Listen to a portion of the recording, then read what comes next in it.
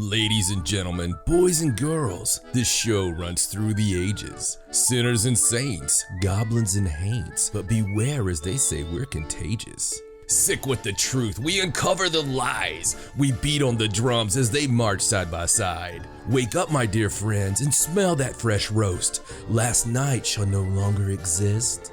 You're here by yourself, but you're never alone, as we spin stories you'll hear in the mist. Reptilians and greys, we folk who stay hidden. Mysterious booms, archaeology forbidden. Stay away from the village, keep off of the moors. There's a lady in white and bloodstains on the floor. So sit back and relax, take the load off your feet, as we're here to amaze, entertain, and complete. You see, my name is John, and Stacey's here too. And my, do we have something in store for you. Welcome to the Paranormal Sideshow, with your host, authors of Till Death and Beyond, John and Stacey Edwards of ParanormalSideshow.com. Hello and welcome to the Paranormal Sideshow. I'm your host, John Edwards, and joined as always by my lovely wife, Stacey. Hello. And it's so hot. How hot is it? Oh, okay. I'll play. It's so hot that exorcism requests have fallen by more than 80% since July 15th. Apparently, all unionized demons have decided to vacation back home in hell to beat the heat. It is pretty hot. Hey, Stacey. Yeah. It's so hot that Nancy Pelosi and Chuck Schumer have introduced a motion to investigate President Trump and Russia's possible role in melting protesters. That's how hot it is. That's pretty hot. They're just melting right on the street. Because it's hot. Yes. It is hot though, and we've enjoying it, but that humidity, right? Right, sticky. It's so sticky. It's leaving dentin sticky. It's nasty sticky. It's I don't want to hug you sticky. Right. And it's icky sticky. Icky sticky. I think that's so. Is that a Garbage Pail Kid? Probably.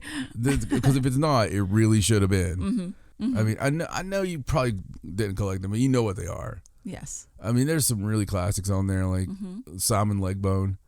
That his leg was broke, but it's like the Duran Duran. You know, I remember ones like that. Right. By the way, that reminds me, I still haven't got my Duran Duran pop figures. You have not. That probably are just gone by now. Nah, I'm sure we can find some somewhere. I don't know. eBay. Maybe. It's. I couldn't believe they made them, and it was so obscure. I mean, the stuff I really, really, really love, it's not really that obscure, but like where I wasn't collecting pops yet, I would freaking die to have like Frankenfurter and Janet and Brad and I mean, that would be like awesome to have, and Riff Raff and Magenta. Oh yeah, like all the Rocky I'm Horrors. sure they're out there and they're probably like $9,000 a piece. Army of Darkness, Evil Dead. Like I would love to have Ash as Ashley Williams from Evil Dead 1 and Ash Evil Dead 2. And you'd have to have the one in the blue shirt and the one in like the S-Mart outfit. Yeah, Shop Smart, Shop S-Mart. No, that'd be awesome, man. I definitely gonna have to look through some of those and see, because I just want my whole big freaking wall of. No, I'm never gonna collect stuff I don't care about. Right. I just want the stuff that I really, really dig, and even if it's very obscure, like Warehouse 13. Right. That's a show we loved, and it was so it had such a quick run, you know. It's good though. It was such a great show. That's one of the best shows sci-fi ever did, in my opinion. I agree. This should never have went away. That's the problem with the Sci-Fi Network. You can't fall in love with something because then it's gone. Yeah, because they'll mess it up. I mean, those guys, they'll do 3 good seasons, they jump the shark. You know, that poor shark gets beat to death on the Sci-Fi Network. That's why they have the flying shark movies. You know, that's the sharks they created from their shows. I firmly believe that. Right. It's just like they've screwed up everything they've ever done. And I can't think where the Sharknado comes from. Yeah, exactly. They created some kind of black magic spell that just, work that way. But hey, speaking of beating heat, man, you know what the best way to beat the heat is? What's that? Some cool savings. Okay. That's right. Yeah, I'm doing a little doing a little work here. Going to talk a little bit about our patrons, okay, and our Patreon, if you will. The Patreon can obviously be found at patreon.com/Paranormal Sideshow, kiddies. And if you've been paying attention, we did a special instead of having all the different levels. Man, look, we're all in this together. Like we said, it's really hard times, uncertain times, and we want everybody to have as much content and as much fun and all of us be together as possible. So instead of having those higher tiers, which honestly helped out because we do pay for a mess of things, and we're going to on this too, but it's all about the community, right? And we just want the community to grow and thrive and be able to keep bringing you more content and different content, not just the same old thing. We've really put a lot of thought into this. So the Patreon is going to be where it's at. 2 turntables and a microphone. We're going to be going full bore, having fun. A lot of new shows coming, and really the best place to find out is just go there and look around and keep revisiting there, because we're going to keep adding things, a lot of new things. This Sunday, you can pay for the whole seat, but you only need the edge. This Sunday, We're going to a monster truck rally. I wish. This Sunday, we're going to premiere the first episode in our continuing saga that will be called John and Stacey versus the Unknown. I love that title. Oh, yeah. And it's going to be the greatest thing since sliced freaking bread. I'm telling you, this Sunday, it's going to be even better, because to get all you kids hooked on the drugs, we're going to do it absolutely free. Absolutely open to everybody. So if you're hearing this, if you're hearing my broadcast right now, you need to join us live. When's the live broadcast going to be, John? When's that live broadcast going to be, John? Hey, Stacey, when's that live broadcast going to be? It is going to be Sunday at 8 p.m. Eastern Time. Eastern Standard Time. So the majority of our listeners in the States are on the West Coast.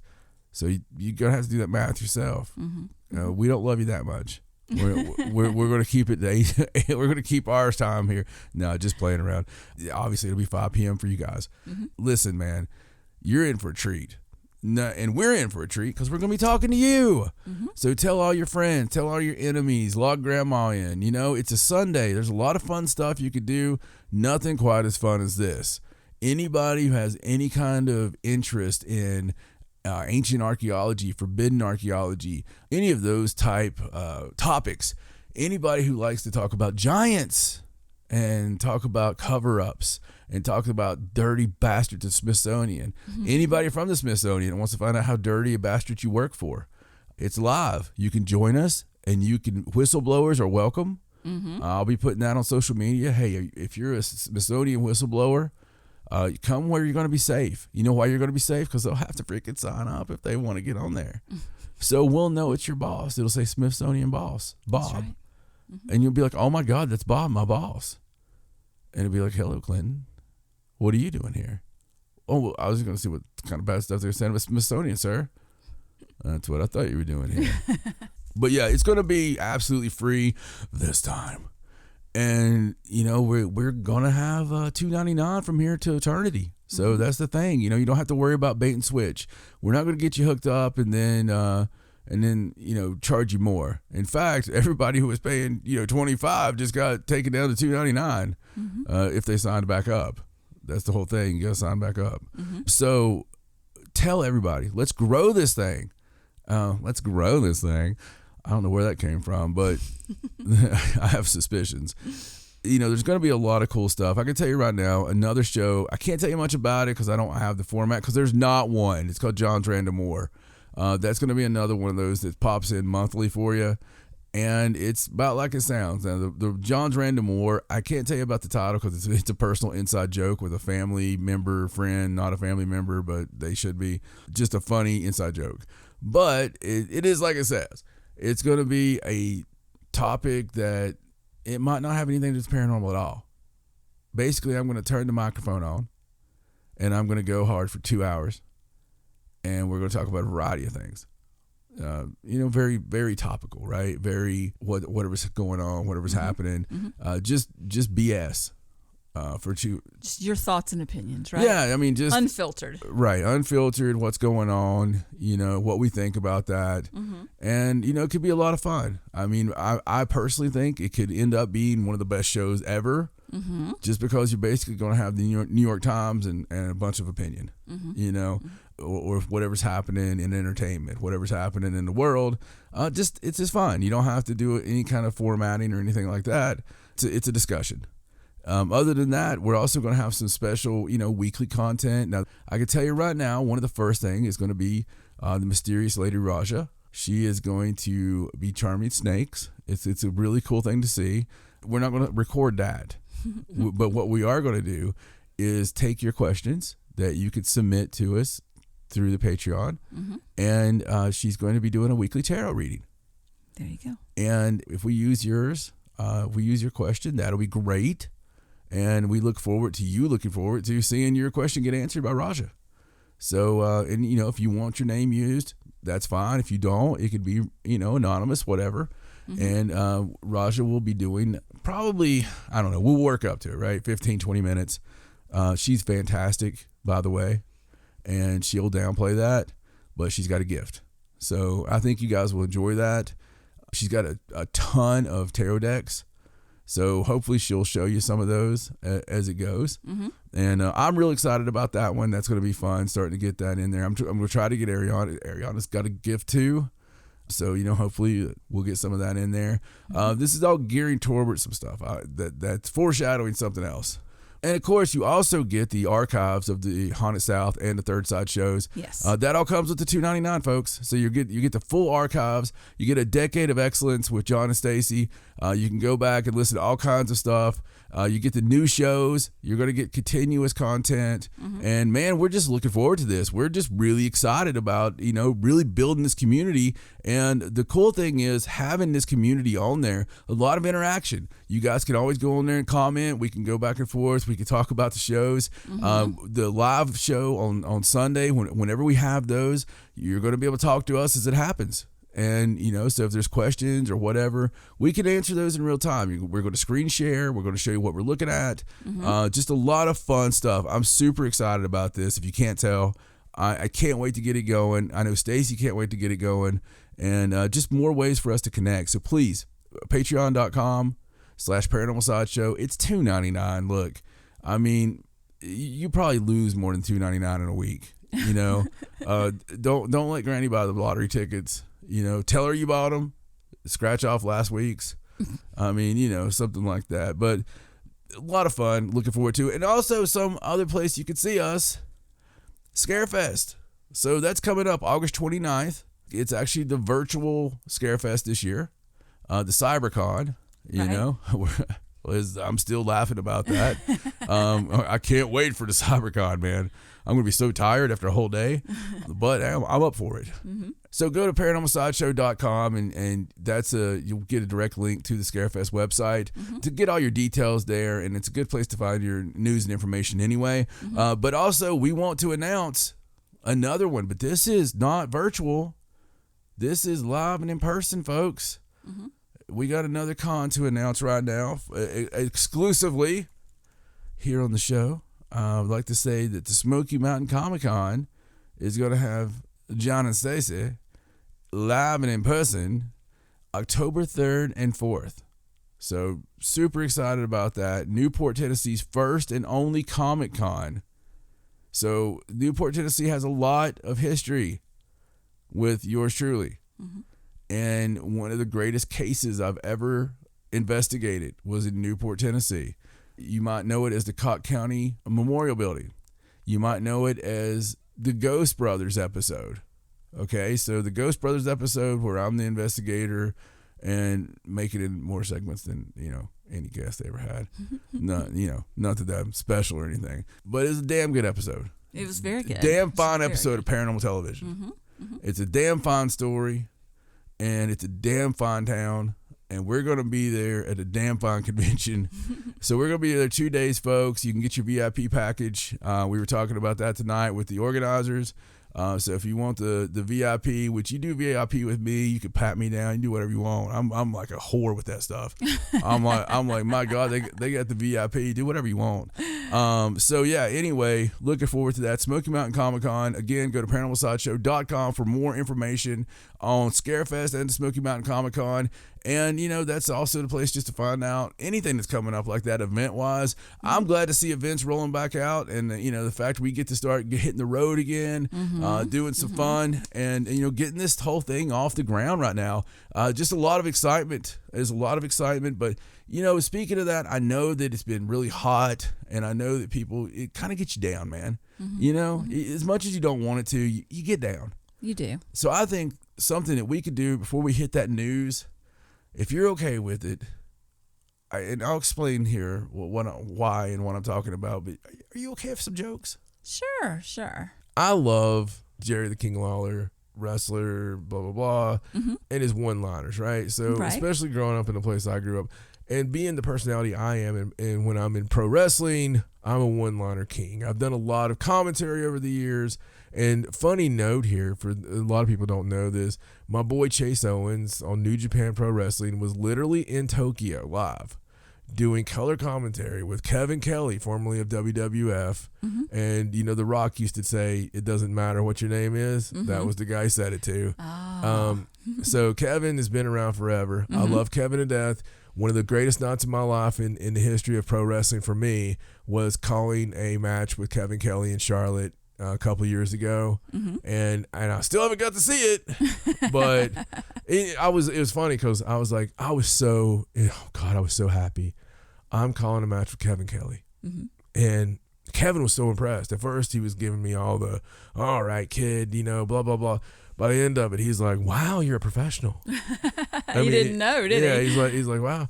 It's just a great feeling, whenever a professional tells you, "I didn't know you were a professional." Right. That makes you feel good. Yeah. MJF was there that night. It was a big card, it was a big card, but I called Chase's match and a lot of good stuff. But it's funny because Chase gets a hold of me, and man, listen, Chase is one of my best friends in the whole world, and I love the guy. So he's always just Chase to me. I don't know. I'm just trying to help him out. I would do anything for this guy. And he's like, I'm going to be on commentary, and he's like, can you, maybe feed me some lines, And that's just my thing. I mean, I'm that guy. When I'm standing ringside, if you were in front row for me, I am a walking comedy show. I've always loved stand-up comedy, so it's insult comedy, and I do it incredible, and it's all boom. It's boom. So I'm a big fan. Stacey got me into improv years ago. And not because of some fancy show. It was freaking Who's Line. I'm not gonna lie, but I'm talking probably satanic level into Who's Line. Like where we know, that's the episode from Britain. We love that show. Ariana loves it. I mean, we love it. We love that kind of comedy. We love Monty Python comedy. That's probably our favorite comedy in the world. We like clever comedy. So a lot of stuff I say to these people is a little bit over their heads sometimes, and it makes it even funnier for me because I love when people don't get it. Right. But there's one smart kid, like, wearing some kind of British football shirt. Right. Three rows back that does get it. And is laughing along with you. The kid with the Wrestling Observer in his hand.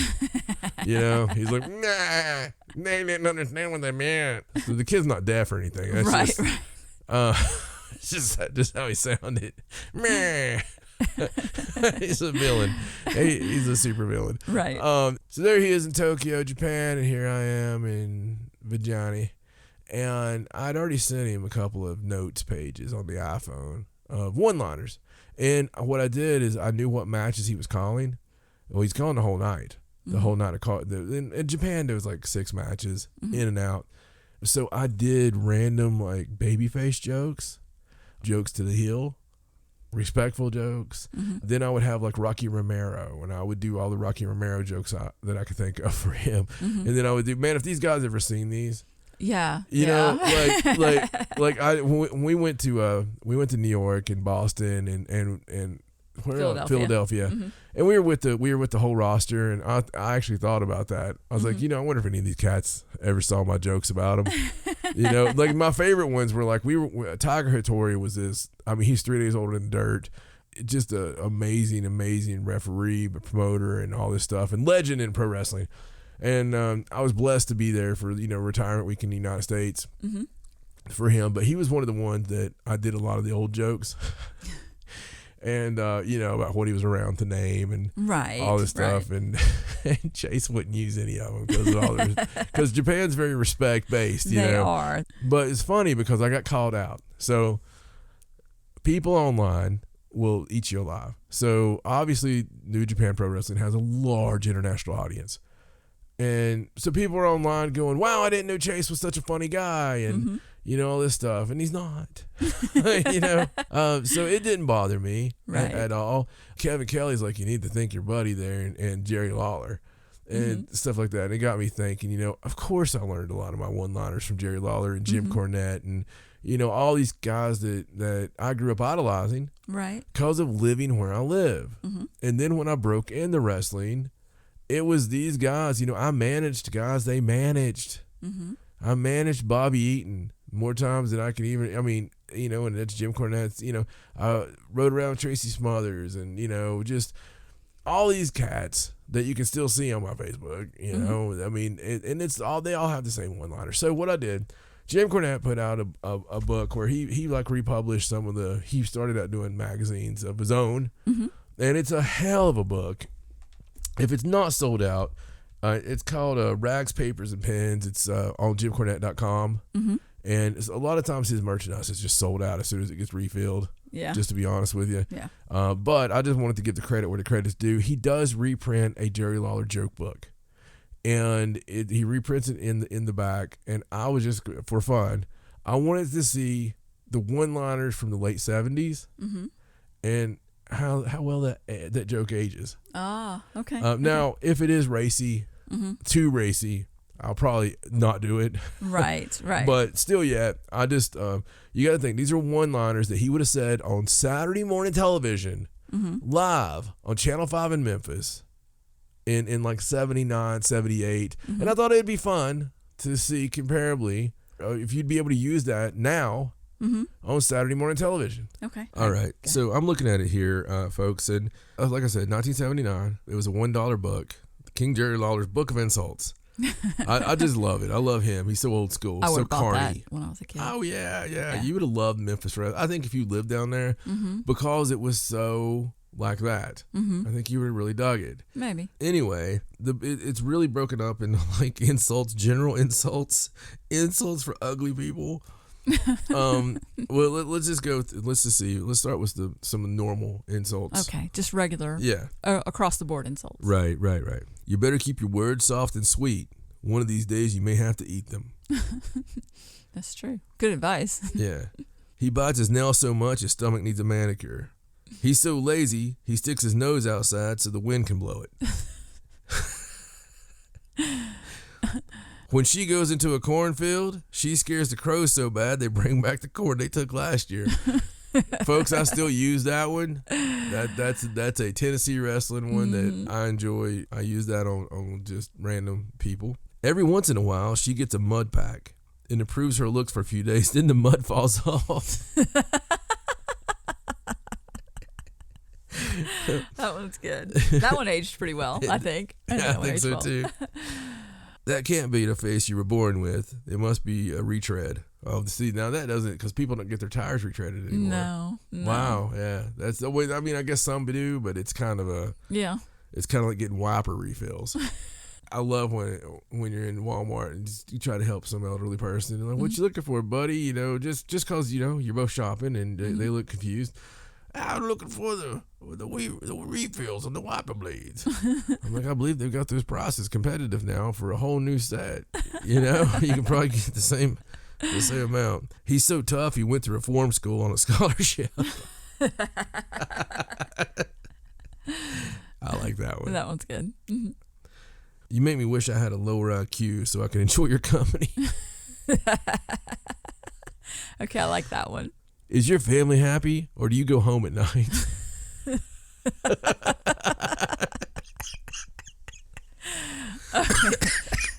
That one's funny. Oh, God. All right. You've seen your shadow. Now crawl back in your hole. You're as phony as an Undertaker's get well card. Before wrestling's Undertaker. Mm-hmm. He has a problem.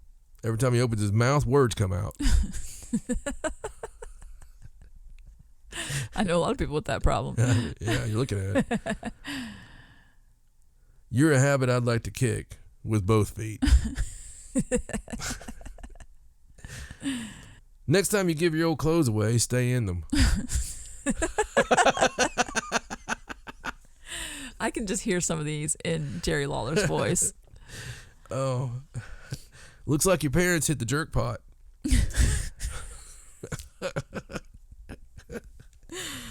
You could write the story of your life on a piece of confetti.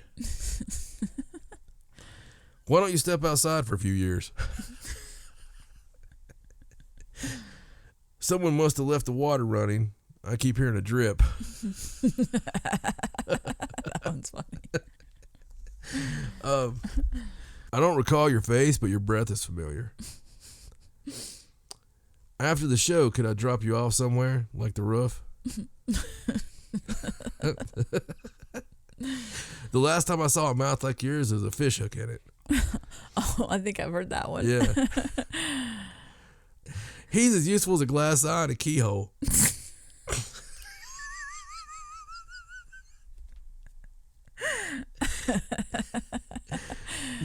That's funny. The only time the only time he's sure where he's going is when he takes X-Lax.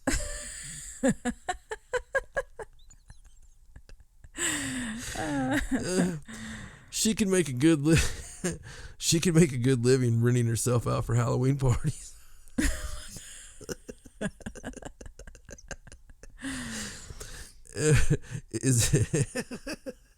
Jesus Christ. Is that your face or did you block a kick?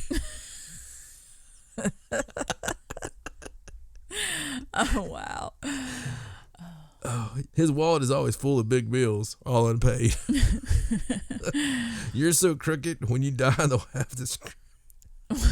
Wait, what? You're so crooked. I'm sorry. Oh, God. You're so crooked that when you die, they'll have to screw you in the ground. Oh, God, I like that one.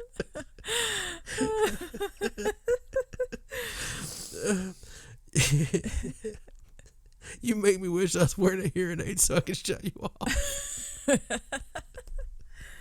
Oh, God. The last time he was in the hospital, he got get well card. God damn it. Try again. This was too much. The last time he was in the hospital, he got get well cards from the nurses.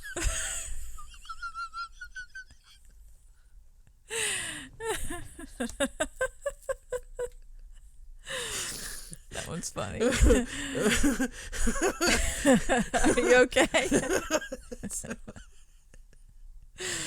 I never heard that. No, I've never heard that one either.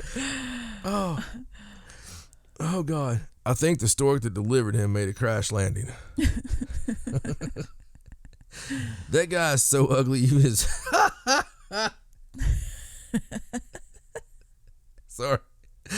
That guy is so ugly, even his razor backs away from his face. He was a test tube baby. The experiment failed. The only time she... Jesus. The only time she looks just right to me is Halloween. Oh, there's only one thing wrong with your face. It sticks up from your shirt.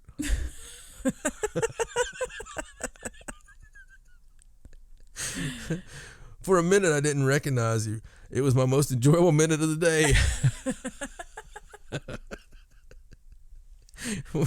When she goes to the beach in a bikini, even the tide don't come in. I've seen people like you before, but I've always had to pay admission.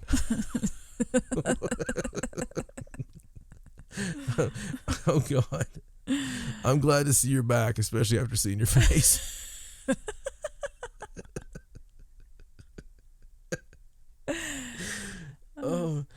You dress beautifully for a man who is obviously colorblind. I know people like that. Is that your suit or are you paying off? Jesus Christ. Is that your suit or are you paying off a bet you lost? They say clothes make the man, but I guess you proved them wrong. Oh, that's a nice suit you're wearing. I wonder if Jesus, this is great. Sorry. That's a nice suit you're wearing. I wonder if that style You gotta get it out of the way. That's a nice suit you're wearing. I wonder if that style will ever come back.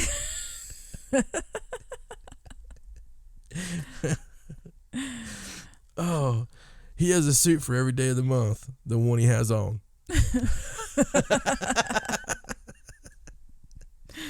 She says that whenever she's down in the dumps, she gets a new dress. Obviously, that's where she gets them.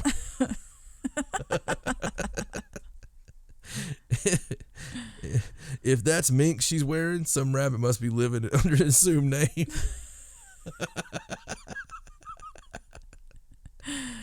That's hilarious. That was so popular then too. Right. Yep. My mom had a She like a mink stole kind of thing. she had a mink coat. It was a jacket. Mm-hmm. It was either rabbit or mink. Right. They were popular back then. Oh man, that was Yeah. that was a status symbol. Mm-hmm. Just like those shoes you're ordering for me. Her slacks are so tight that if she had a coin in her pocket, you could tell if it was heads or tails. That suit you're wearing will never go out of style. It'll look just as ridiculous year after year. The ugliest outfit you could wear would be your birthday suit. When I first saw your suit, I thought my eyes were bad. Now I wish they were. Look at that hat. Couldn't the man guess your weight? That's funny. Oh Lord. Oh Lord. Okay. He paid $500 to have his family tree searched and found out he was the sap. He's so dumb, mind readers only charge him half price. Everyone is rooting for you to get ahead. No one likes what you have.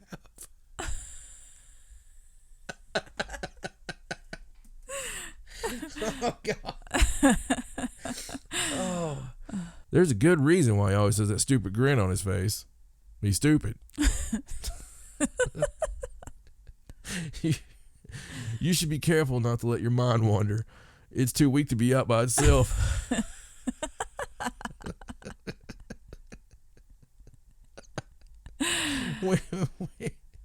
When he was promoted from the 4th to the 5th grade, he was so excited he could hardly shave without cutting himself.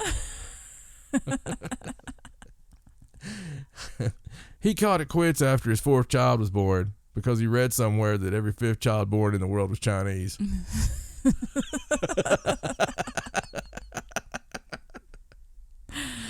Oh wow. That was still good. Yeah, that's good. Oh. He's so skinny when he drinks tomato juice, he looks like a thermometer. If it wasn't for his Adam's apple, he wouldn't have any shape at all. He must have gone to the blood bank and forgotten to say when. Oh, he's so thin it takes 2 of him to make a shadow.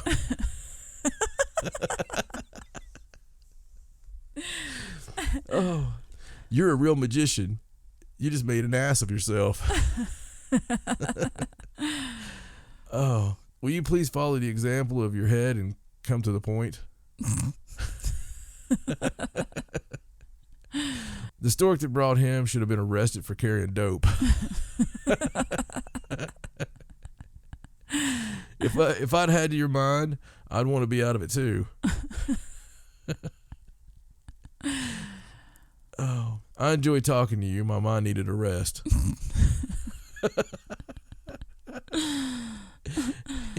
He couldn't tell you which way an elevator was going if he had 2 guesses.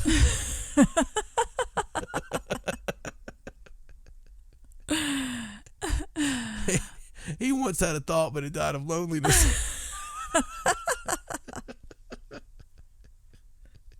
Oh, you know, a lot of those are still very relevant today. And I tell you, man, you don't hear many skinny jokes these days. No, you really don't. I was thinking Yeah. that when you were doing the "he's so skinny." I remember though. Just aren't things that you hear, I remember the skinny jokes. See, now that's coming from wrestlers, right? right? Where And- you want to be buff. Yeah. and- Well, not even buff back then. Back then, it was you know, people talk about dad bods. You know, now that was the thing. You know, that was just that was your wrestlers. That was the men. right. And back when I was a kid, wrestlers they were not the normal people. right. You know, the normal people was these too skinny, and it's probably had something to do with diets in America, or I'm sure. lack of junk food, lack of fast food. You know, but you had a lot of skinnier people, and then the wrestlers, you know, were big dudes. They always wanted something different, Right. and that's how you got it. I tell you though, I love so much of.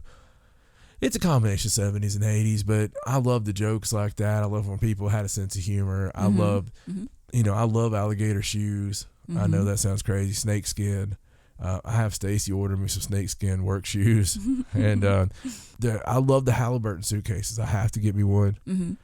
Just because it was such a status symbol. This is funny, but this is the world of pro wrestling, okay? And this is anybody who likes secrets, okay? You like being part of a club that not everybody knows, okay? A status symbol used to be you had on your alligator shoes, Right. and you had your Halliburton briefcase, and that showed that you made it. Right. People walk in to Halliburton. You know, I remember my dad's brother telling me. He was like that, you know. He was cool, man.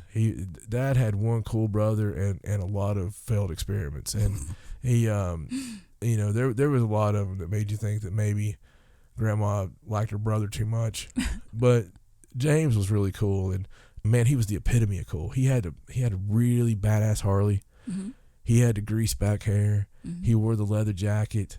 You know, he was a cool dude, man, and he would always tell me things because he was a ladies' man. Right. And he would always tell me, you know, little John, you want to impress them girls? I'll never forget this. You need to keep everything nice and neat. Women love it. Women love it because he was looking at my school books. And he's like, keep these in a folder. Keep them neat. Put protectors on all your folders and all this stuff. Like stuff you would think would make you Poindexter, you know? Right. Right. But it's so funny because as I grew older, you come to find out that real women do kind of like a man that's got everything together. Right. Right. You know, and it's funny, like stuff that is important to you when you're a kid. You know, girls always get the wrong guys. You know that. Right. When they're growing up, they get those guys that their chances in life aren't very good. You know, the wild boys. Something to make your parents mad, I would imagine. Right. Right. I'm not a girl, so I don't. Yeah. I never understood. I don't know. I mean, I never really tried to date guys that you know would make my parents mad. Oh, I can't believe you can honestly say that. No, I really didn't. And honestly, whenever I would date guys, if I dated a guy, I always liked for his car to be really clean. Like, I always liked to date guys that kept their cars really nice and clean. And, you know, if I went out with a guy and he had to, like, move crap out of the seat so I could get in the car, Yeah. huge turnoff. Wow. Hated that. So you would have loved me as a teenager. Yeah, absolutely. Yeah. I was, I mean, just absolutely strictly kept my body clean and kept the car clean. And Just shows a little bit. I mean, when you're a teenager, how much responsibility can you know, it shows a little bit of responsibility, at least. yeah, you probably know? take care of you pretty well. Right. You know, so it's, you know, that's pretty cool. Man, those jokes, though. Yeah, some of those are really funny. You can tell when something's really funny when it gets you to start at the car. Oh, my God. She's going to give a secret. It's a family trait. It is, and when you laugh when something's really funny, you get that sound, that wheezy sound, and Yeah. it sounds like you're trying to start a car, Yeah. and it's not catching. Yeah. It's so funny. Yeah, we caught starting the car, and my son Cody is just as bad as me. He is. Now, he's probably worse. Yeah. Cody gets, because you think Cody, you might have to give him first aid at any moment when it gets too bad. But it makes you laugh. even harder. It does. It reminds me of that cartoon dog, Muttley. Is that Yeah. his name? Yeah. Yeah, he's so funny. He's just like his granny. My mom does that, and you can't even hear what she's saying after she gets going. Yeah. Sometimes I'm afraid he's not going to breathe. And now Ariana has that, but she also has when it's really funny. She has the Eddie Murphy laugh. It's so cute. And she's done it ever since we had to explain to her who Eddie Murphy was, because when it's really funny, she's like, ha! I mean, it's, you got to understand this little petite, cute little girl that was shy. We had her somewhere one night, and I don't know if it was a movie or we were out at dinner or something. She used to love going to the Big Girl restaurant. And we were talking about it the other day. You know how you are as parents. When your kids start getting a little bit older, you start reminiscing, you get teary-eyed, and thinking about how sweet your baby is. And Ariana loved going to Applebee's. She loved getting dressed up and going with mommy and daddy to Applebee's. Yes. But she didn't call it Applebee's. She would be like, it all started natural. One day she's like, Mommy, I want to go to the Big Girl restaurant. And from then on, for us, it was the Big Girl restaurant. Because it wasn't McDonald's or Burger King. It was a proper sit-down, order off a menu. Well, she's your daughter. Yeah. She's your daughter. She can't stand to eat junk today. No. But she laughed in public one time, and it startled us. Like at first, it was startling. It was like someone kicked a goose in the nuts. It was. We didn't know it even. I mean, we were like, did that just come from her? Yeah. And she was, but it was the cute. We didn't even say anything for a long time because we didn't want to give her a complex. But man, I had to let her know one time because she laughed and I was laughing even harder. And then Raja talking about somebody you think's going to die. I literally get scared for her. Yeah, she really can't. When her eyes start watering and she's laughing so hard, it's like she can't even get her breath. Yeah, it's hilarious. I mean, she instantly starts crying.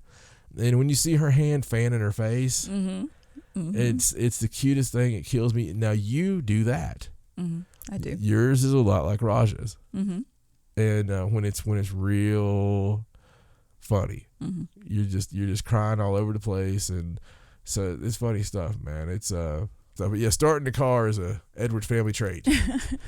So speaking of Edwards family traits, I think it's about time for some paranormal news.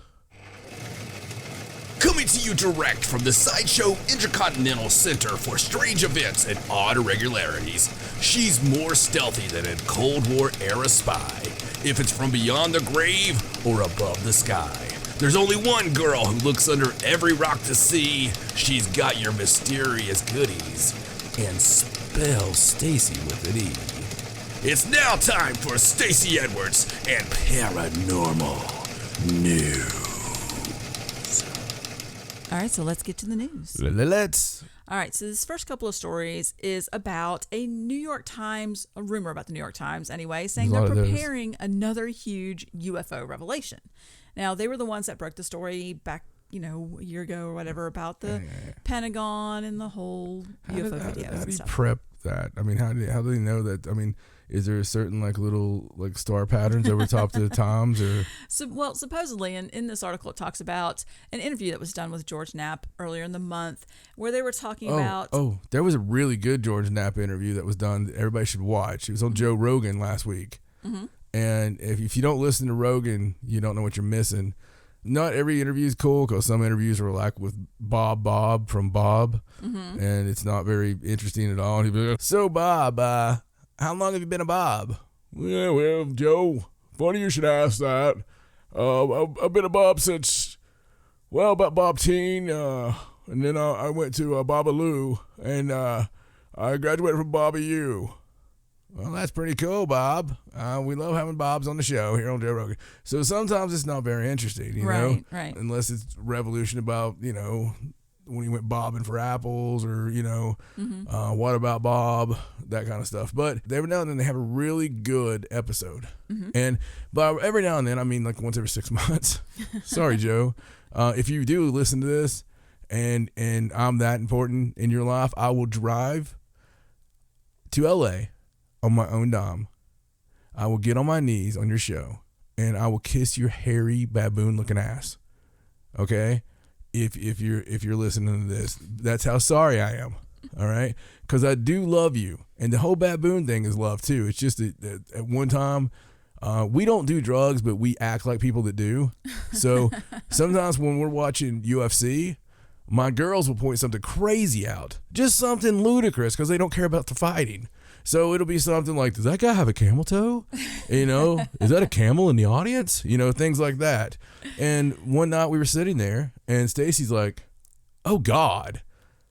And I was like, what's going on? You know? And she's like, he's got like fake gorilla paw.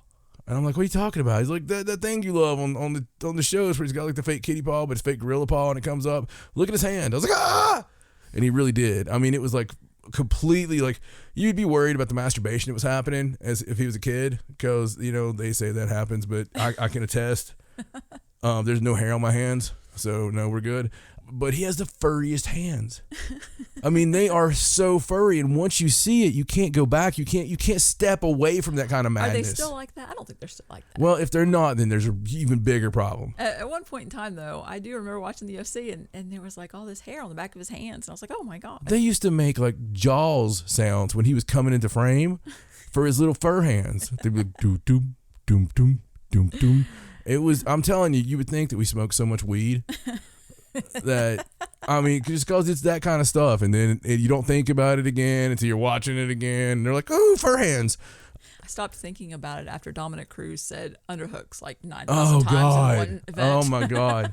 They pick up on stuff like that, too. I believe it'd be good if he used underhooks. And Dominic Cruz, if you don't watch fighting, if you could imagine, okay, so if an elf escaped from Elftons, and you know, he was in the mirror, he was going to be a rebel, and he cut off the pointy parts of his ears, and he's like, what can I do? You know, like, what can I do where they won't know I'm an elf? Ooh, they have important things for guys 125 pounds in fighting, and they can have ears that are messed up too, because they call it cauliflower. This is it. I shall hide here.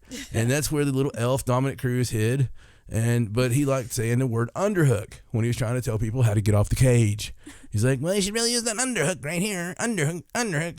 And you would think that we were a bunch of hobbits that were hiding in the next town as much as they were using the word underhook or whatever. What was his name when he's like, you will be called? Gandalf. Gandalf gave, in Lord of the Rings, when he sent Merry, Pippin, Samwise, and freaking Frodo. Oh, to the inn.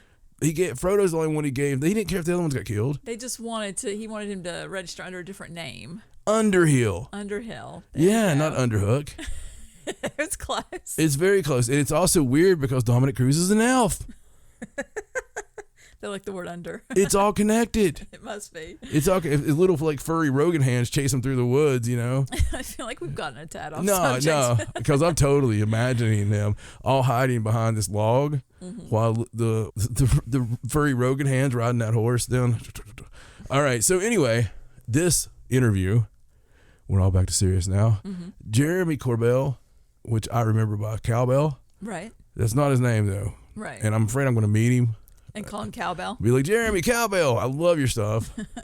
Can never have too much Corbell. Right. So anyway, him, and it's a weird thing about Jeremy Corbell, okay? And this is weird. This is really strange. And I don't understand this on Rogan. Sometimes Rogan will have a really cool guest, and this time his guest is George Knapp, okay? But sometimes it's like you get a cool guest, but then you get Jeremy Corbell with him.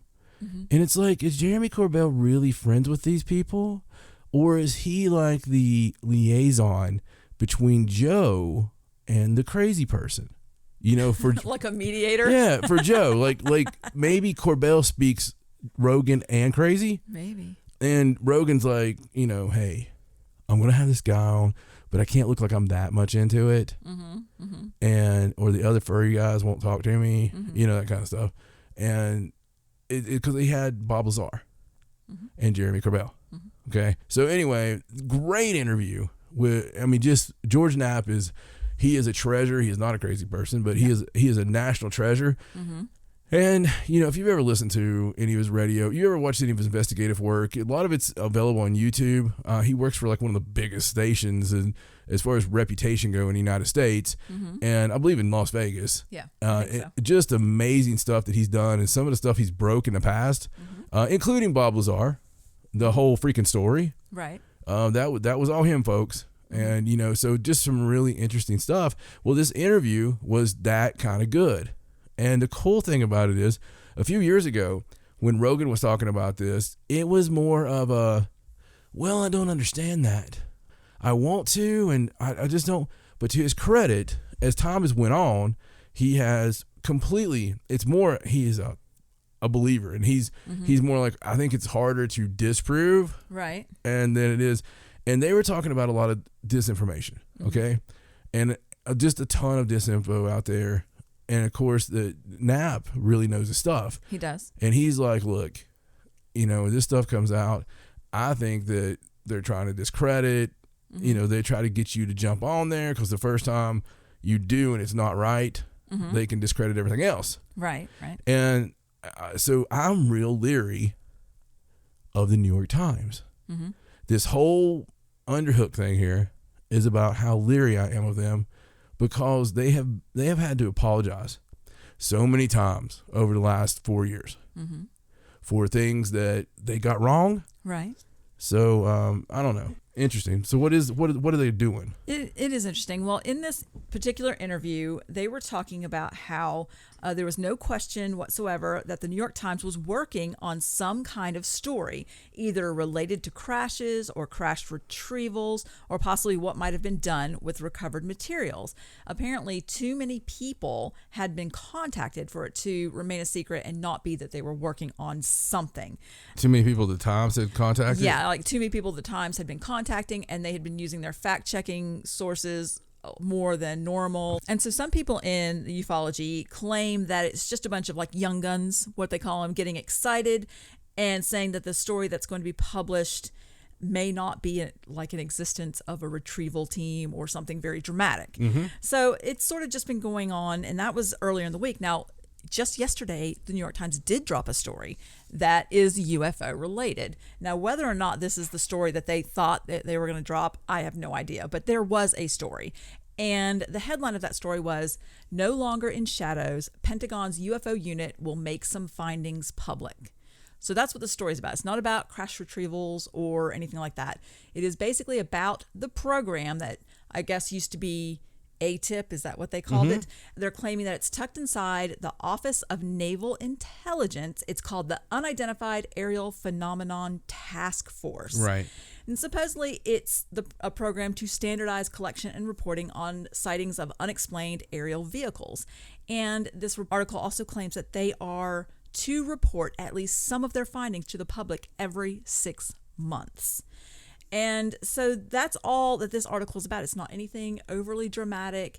So like I said, I don't know if this is what they were really working on. So I got a couple things that might make it a little more clear for you. Okay. A few weeks ago, probably a month ago now, Devin Nunes, he did that speech, and you know, they went out to try to gather funding when they were doing the budgets, just to get the disclosure. Right. And you know, it was a huge deal, but it was covered up by some kind of pandemic or something. Right. You know, so it was really hard to their credit, what a great time to try to get something passed. You know? So what about the eyes? Oh, he died too. Okay. I think he said yes beforehand, sir. But so I believe it was this intelligence committee that asked for this specific thing. I thought was interesting. And this is in that interview. They wanted the existing things that we have, right? Right. Just you know, what do we have? What do we know? And they were like, nope. You know, you're not going to get case files. Right. And so you wouldn't hide that stuff if it wasn't huge, right? Right. And something else on that was they were talking about all these articles came out to try to discredit Luis Elizondo. You know, when the TV show came out and all this stuff, they were like, no, he wasn't there. Yes, he was there. No, he wasn't there. Well, he was there. Right. And now it's common knowledge. Now, I don't know how you can trust anything they say when they come out and say, well, no, he wasn't. And, right. But he was, and he led the program. And he brought that stuff out and then they made it official. Right, you know, right. like, Oh, yes, we officially released these. Right. So, I mean, what he came out and he said, I totally believe everything he said, because, you know, and then you got to go and like look at Lazar, right? They've never been able, they did the same thing to Lazar. They've never been able to get anything on this guy. they've tried to discredit him in every way possible. Everybody and their brother have listened to him, and they even put this stuff out, and people are so gullible. Like they put stuff like on YouTube or on Netflix, and it'll be like, this just totally discredits this, or those YouTube hit videos will say, Bob Lazar torn apart in 3 minutes or something. No, Right. it's really not. Yeah. I could save you guys a lot of time. Bob Lazar is telling the truth. The coolest part about his whole story is the one that was found in antiquity, considering it was technology way beyond us, and it was found way back then. The government never has stopped retrieval. Right. Okay. We probably get most of our technology from retrieval. And on my conspiracy world, I have a bunch of dark sites, I guess you could say, that I totally don't visit. No, absolutely not. From different IP addresses that aren't mine. I would never do stuff like that. But let's just say hypothetically, last couple of days, I've seen something crazy that goes kind of with what you're saying, that we have a full recovered craft, not of this world. And I read it in a couple of places. I didn't really dive into it because it said they had a full recovered craft. That, you're not going to dive into that, right? Right. You're like, well, there's a crazy one. I mean, even though we know that exists, actually having a story Right. would be That too admits good. it, yeah. Because even the guy, what was funny, Stace, I read that like 3 or 4 times. And then I'm like perusing Twitter. And there's a guy on there trying to do his snarky comment, it's like, I'm going to put a snarky comment on Twitter, then I'm going to drink some tea, and he was like, 2020, the year when they tell us we have a complete craft not built by us from the stars or whatever, and we don't care. And he had no links. Right. I really wanted to like direct message the guy and just be like, hey, Excuse me. yeah.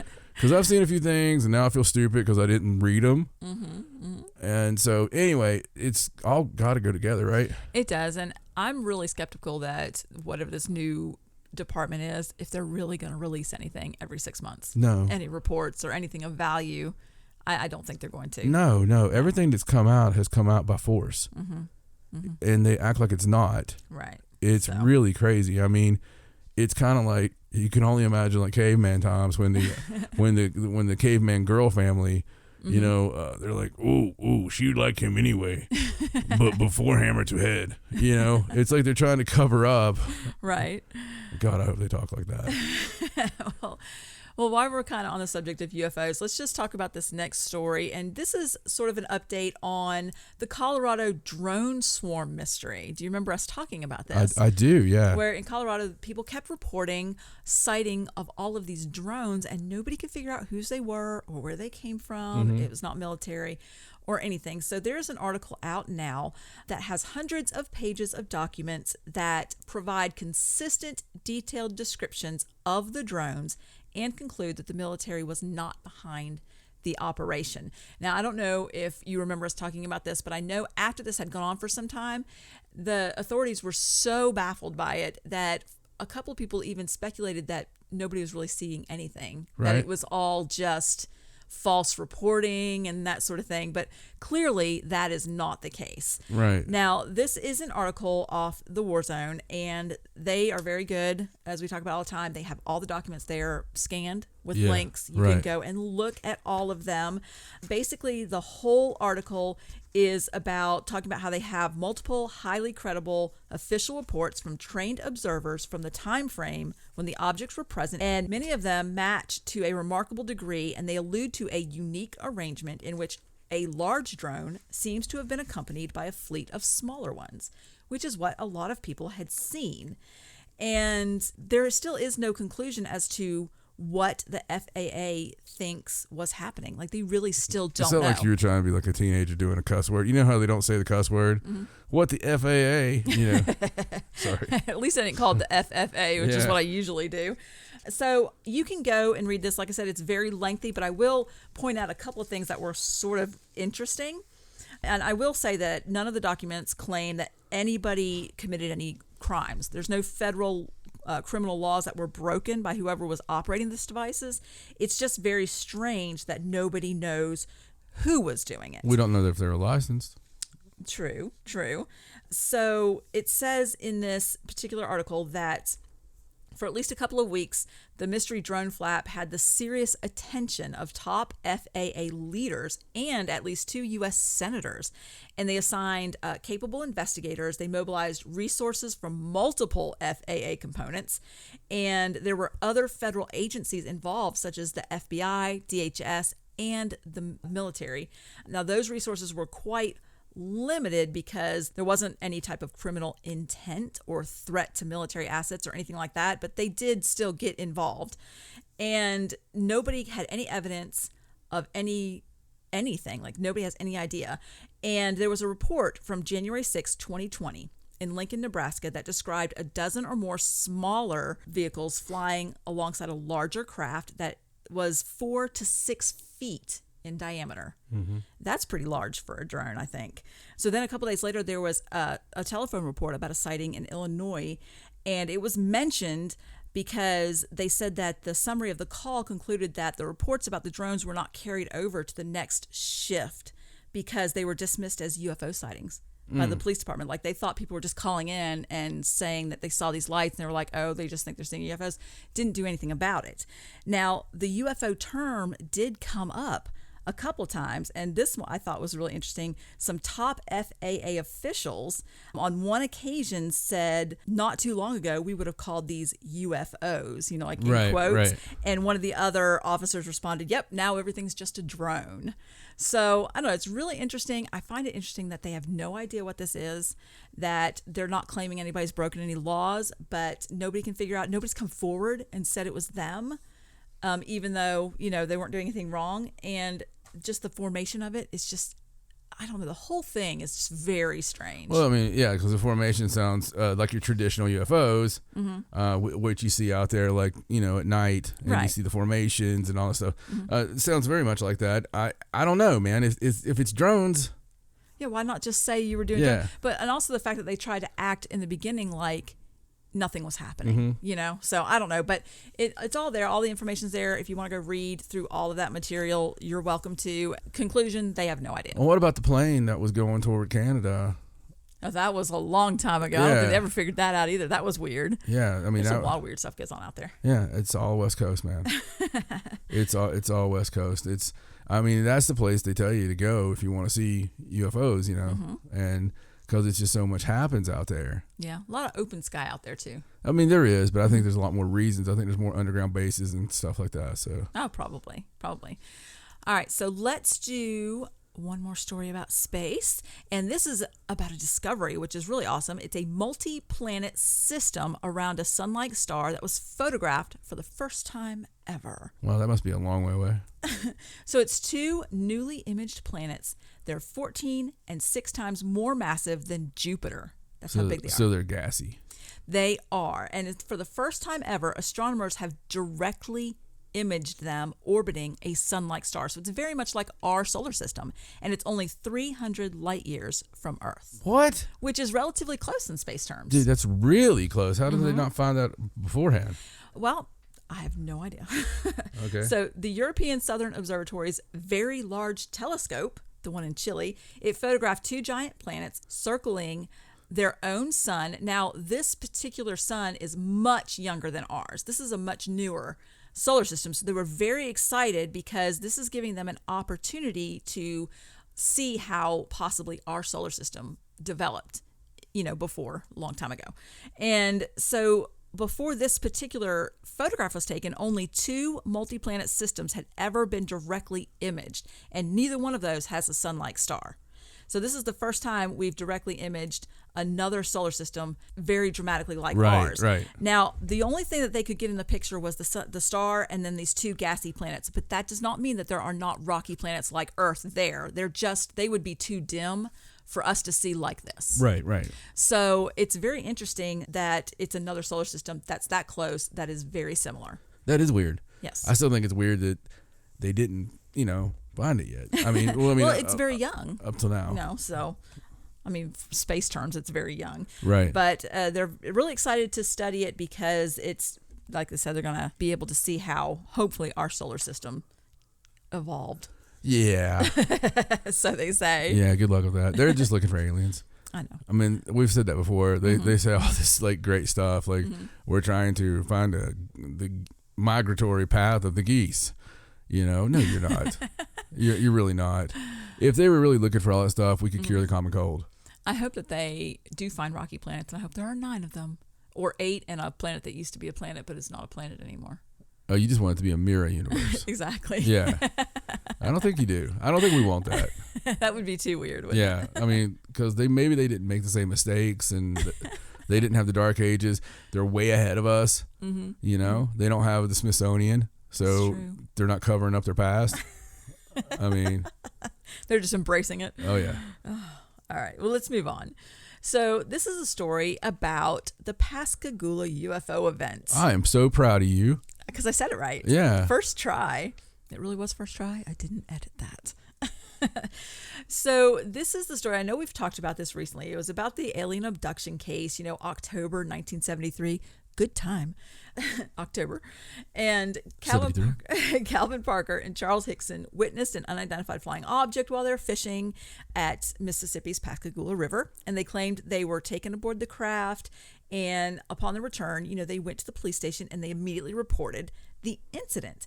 So unbeknownst to them, they were recorded at one point privately talking about their experience. So we've talked about this. New details have come out. It's been in the news recently. But it just so happens that once the quarantine started, Calvin Parker was in contact with an individual who worked at the police station at the time. And they were corresponding on the internet back and forth. And it turns out that this particular individual who wanted to remain anonymous, he was the one that fielded approximately 50 phone calls from all these residents reporting a UFO around the same time the abduction occurred.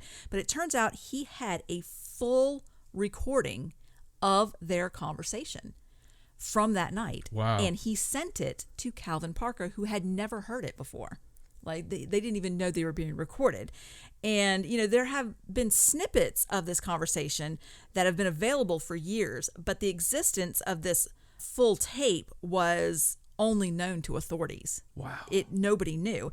And what makes this discovery particularly interesting is because it's the first time they told that story on that night. So anything they said was obviously very fresh in their memory and, you know, exactly the way that it probably happened. Right. So it's really interesting. People are hoping that Parker will eventually share the full tape with everyone. We don't know if that's going to happen, but it does exist and he does have it in his possession.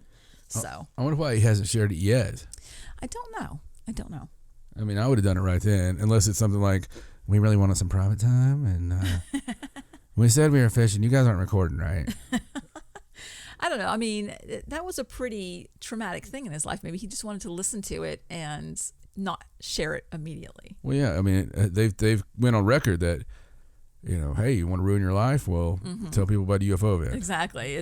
Say that you were abducted. You know, it's like a lot of those people, a lot of those guys are, a lot of times they're Joe Normals, and they were, you know, fishing or hunting or something like that. Right. And you talk about changing people. I mean, it's like Travis Walton. You know, you got a bunch of freaking lumberjacks. Right. And it's not exactly your sci-fi fans. Exactly. You know, and it's I'm not trying to pigeonhole. I'm just trying to say these guys are working their butts off all day. I mean, think about it. It was nighttime when they were coming back. Right. Probably nighttime when they were going out there.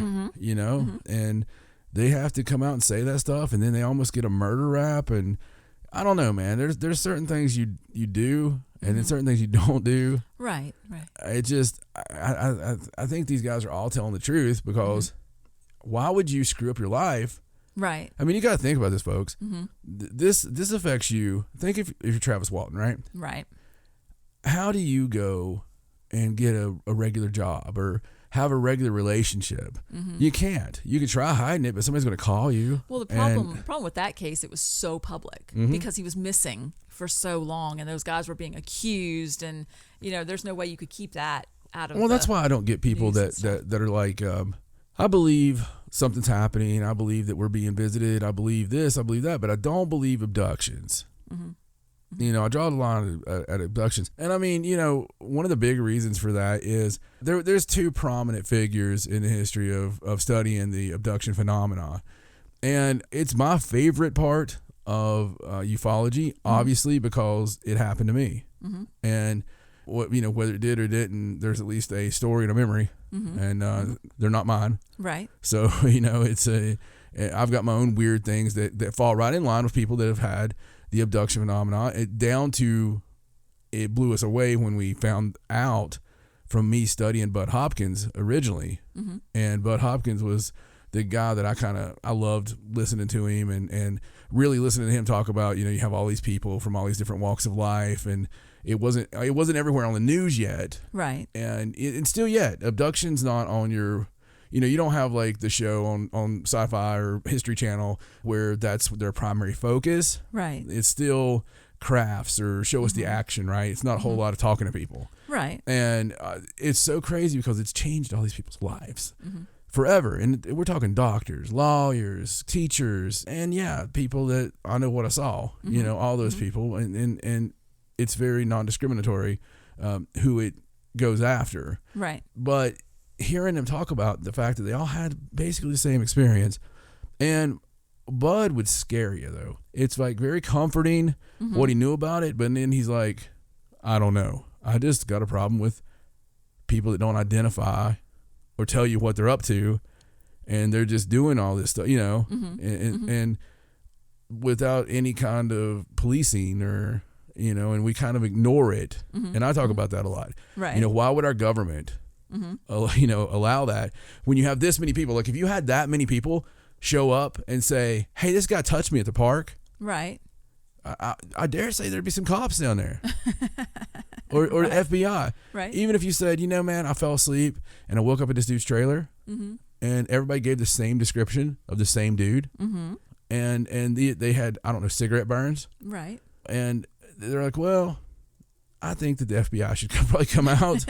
But they never do that with these, okay? Right. Which is odd. But Bud, I loved Bud to death. I would watch everything I could. And if you ever get bored, go out YouTube, look up Bud Hopkins, but also look at the one that really tickles Stacey's fancy, because Stacey loves it when, not when somebody ruins their career, which is our topic right at the moment, but when somebody is brave enough to go out and, correct me if I'm wrong, I think this is what you get at when you talk about this particular individual. But he does the same work as Bud, and actually met with Bud, and that's kind of where that all started, because he's like, whoa, shared work, and it's like that's wild. And I think they looked at him because of the psychiatric part to see if maybe it was some kind of, maybe they were crazy. Right. Well, and of course, you're talking about John Mack. Right. And John Mack, for anyone that doesn't know, is a psychiatrist and, very schooled. Harvard. He went to Harvard. He was in the Air Force. He was a captain in the Air Force. He won a Pulitzer Prize for a book that he wrote. And he was the head of psychiatry at Harvard Medical School. And during the early 90s, he decided that he was going to start looking into the alien abduction phenomena, because his initial thought was that those people all suffered from some type of mental illness. Right. But after he studied, it was hundreds of people. He talked to them and got their stories, could not find any underlying illness. His interest was really piqued on it. He started to think maybe this is not a mental illness. Good maybe thing there's he didn't talk to you, Mom. To it. But he did work at Harvard. And like you said, that sort of thing was frowned upon, but he still collected his data. He still did his work anyway. And Harvard investigated him for that. Yeah. For looking into it. Well, I think he got into some trouble. To me, it would be as brave as one of the archaeologists that listen to us right now that are funded by a big university actually, digging a little deeper. Right. And, given the real history. Just saying, guys, completely off subject, but dig up the giant bones. It's really crazy. John Mack, come on. Harvard, and when you have that out there and their findings were the same, they were, I think that's something that needs to be really at the forefront of all of this. I don't think we should ever talk about UFOs without saying, hey, I wonder why they're taking all of us. Right. And, and dissecting or whatever sexually, all the stuff they're doing. And, like the cattle mutilations and where all the blood's gone. There's so many things that always add up. And plus, in the whole history, in the entire history of cattle mutilation phenomena, not one single time have they caught somebody hoaxing it. No, they haven't. They've never caught somebody and go, well, this is what happened. You know, I mean, they've caught that with so many other things. Yeah. But yeah. Well, and like I said, the thing I really like about John Mack's story is, you know, he went into it with a preconceived notion.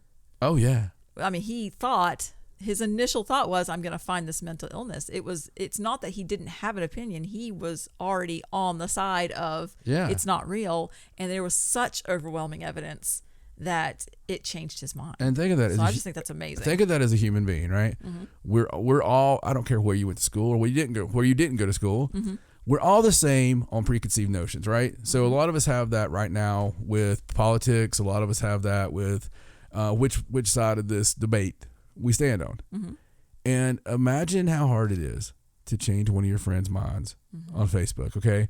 Let's say your friend is a staunch, I don't even want to say the name, so let's just come up with one. Let's say we have two political parties, and one's called the Yayas and the other's called the Lips. There you go. You know, and your friend is a staunch Lips. And I'd definitely be a Yaya. and you're trying to tell the Yaya points, and you have nothing but facts, 100% facts, backed up by facts from Factville, USA. And they're not going to buy it, okay? Because that's preconceived notions, and that's closed-minded, which usually happens with the preconceived notions. And especially in a field like when you work for Harvard and, you know, and you're respected and you've got they give you that book of, this is what we think. Yeah, exactly. Don't deviate. And so, like you said, how overwhelming does it have to be to change your mind in that level? Yeah. You know, pretty crazy, man. And unfortunately, neither one of these cats are still with us, but their work is. So it's one of those things that it's worth checking out. Very much worth checking out. And I keep hoping that the next guy's going to come along that is doing that same kind of work, that is respected like that, you know, because we need it. It needs not to go away. Exactly. And it's funny that you said something about cattle mutilation, because my next story is a cattle mutilation There you story. go. Isn't that funny? So this is a story about a calf that was found in the UK. It was reported in Yorkshire. They even called in a paranormal investigator to take a look at this calf that was found in the Gaddings Dam area of Todmorden in Yorkshire. So the corpse of the calf was found. This man was walking, and he was found in a field where some sheep were grazing, and it has all the classic signs of animal mutilation. There were very precise, clean cuts. There was no signs of attack, no sign of chase, no tire tracks, no marks around the body at all, no blood, that sort of thing. And one thing that was really strange about this particular calf was that there was a perfectly cut sphere cut into its side, no blood around the wound, tennis ball sized, and the paranormal investigator said it looked like when you use one of those melon ballers and just scoop out a circle, and that's what it looked like.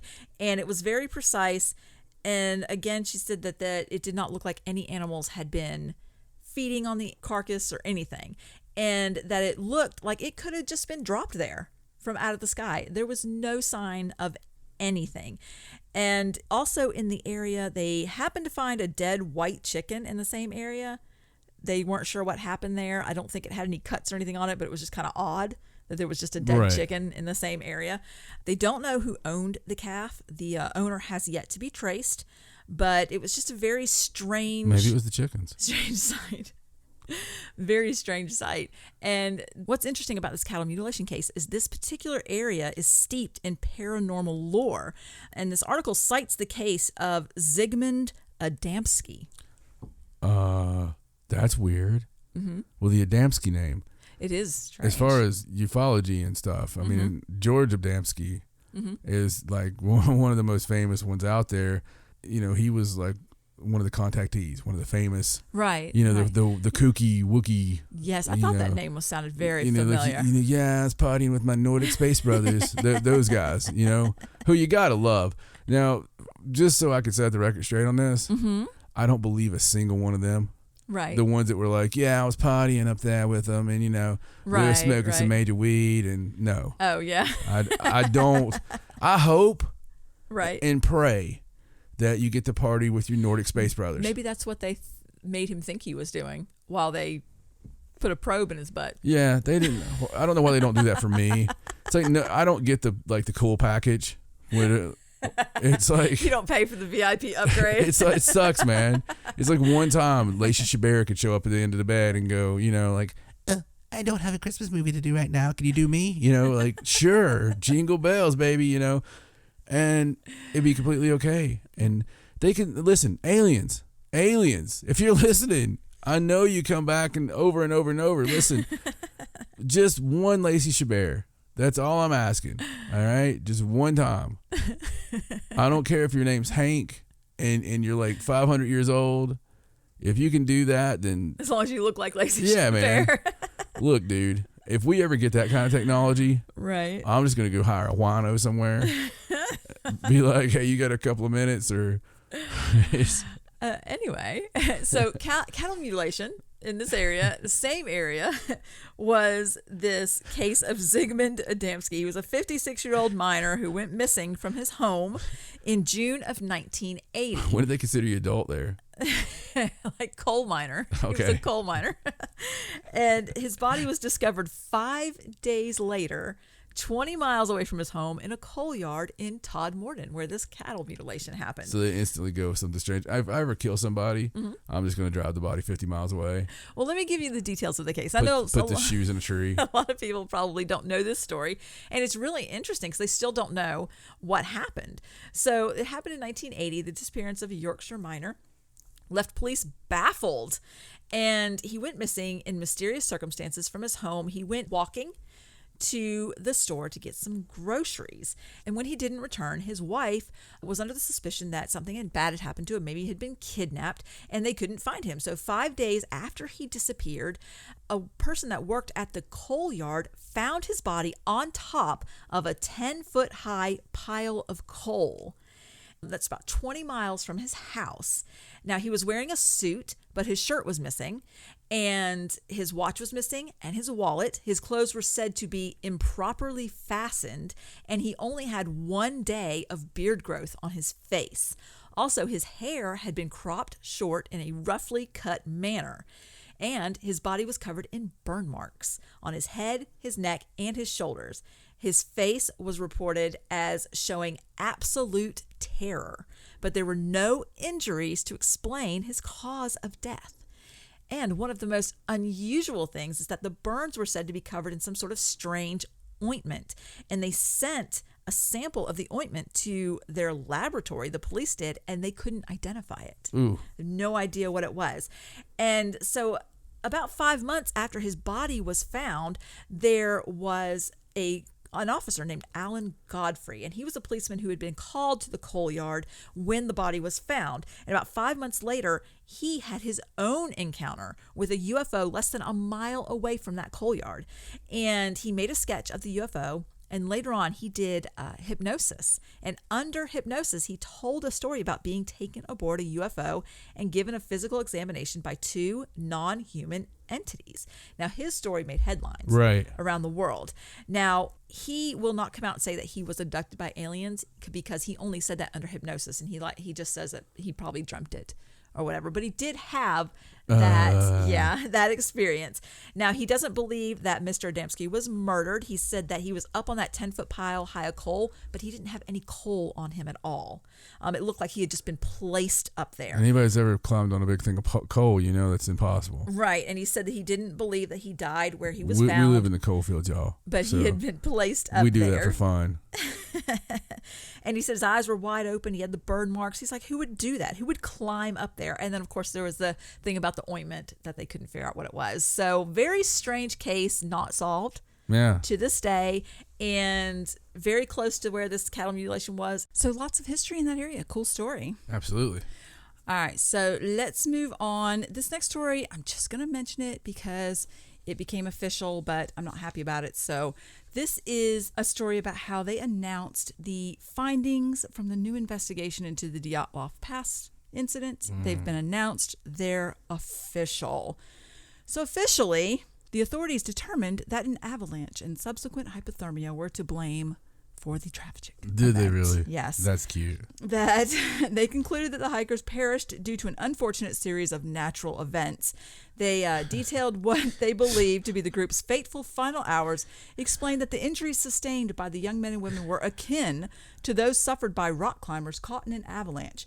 And more specifically, when the hikers realized that their camp was about to be overwhelmed by snow, they fled the area to seek a safer shelter, approximately 1.5 miles away.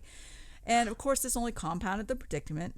They were ill-equipped and they lost sight of their tent due to poor visibility and ultimately succumbed to hypothermia over the course of the evening as they were battered by a blizzard, and as well as unsuccessful and sometimes injurious attempts to return to camp under the perilous conditions. So he said there was no panic, but they had no chance to save themselves under the circumstances. Yeah. So. Did it blow their clothes off? I mean, Clearly. Was it a radioactive storm or? Apparently, those radioactive avalanches. Those are awful. The ones with claws that kind of claw the outside of the tents and the blizzard, or inside the tents even. Horrible blizzards. Yeah. So, but that's the official explanation. So. Well, yes. Poo on that. I mean, we joke about every year. They're gonna solve Stonehenge, the pyramids, and now they're starting to pick on that. I think it's because of you. Maybe. I think the book's closed on it now, though. That's their official explanation. Right. Some of the longtime researchers are like, well, I don't think so. I don't know, man. When you're in Siberia and stuff, I mean, if you have an alternate opinion there, they kind of kill you. Right. Do they? Yeah. Do you get stuck in an avalanche and a blizzard? Yeah, I mean, it's kind of slightly inconvenient, or better yet, it's an unfortunate series of natural events. I believe that's what Putin says every time there's a political opponent. Right. It's like the news will come out. The first day it's like, Mr. Shashitsky says that he. Are you laughing at my Shashitsky? Yes. Mr. Shashitsky says he has good information on Putin and Putin's insertion of his Woorie into Wookiees and whatever. The next day, we're sad to say, Mr. Shashitsky was on a hunting trip and faced an unfortunate series of natural events. The animals shot him. We don't know how the animals were armed. It's so weird. Then they covered their tracks and cleaned the gun oil off. I mean, that's ridiculous. I know. That's why I said I didn't want to really talk about it, but I wanted to just let everybody know it's official now. So. An unfortunate series of natural events. That's terrifying. It's like the most horrifying. It's going to be a new horror book series. I can tell you what. Actually, one thing it's going to be is the title of this episode. Okay. I don't have to look for that anymore. I mean, when they just freaking present one to you like that, an unfortunate series of natural events. Oh my God, that's horrible. Did they not even read the reports? Well, we talked about it before where Preconceived notions. Yeah, they started the investigation with preconceived notions. It can't be anything supernatural. So they definitely didn't read John Mack's book. They did not, and they didn't claim that they found overwhelming evidence to the contrary. So I can't believe you even read that one. If you don't read it, it didn't happen. I see. Is that the rule? That's what they do on the internet these days. All right. Well, let's move on to a somewhat funny discovery.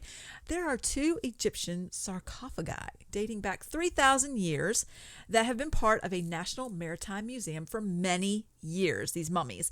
And they decided to use a CT scanner on them to peer beneath the wrappings of the 2 mummies. And this is at Rambam Hospital in Haifa, Israel. That's where they did the CT scanning, okay? Is that right down the street from Thank You, Ma'am? I think so. So the smallest of the 2 sarcophagi, it was sort of described as being bird-like, and they thought that it represented the Egyptian god Horus, when in fact it actually contained a literal bird. Oh, wow. Yeah, possibly a falcon, they said. Was it Horus?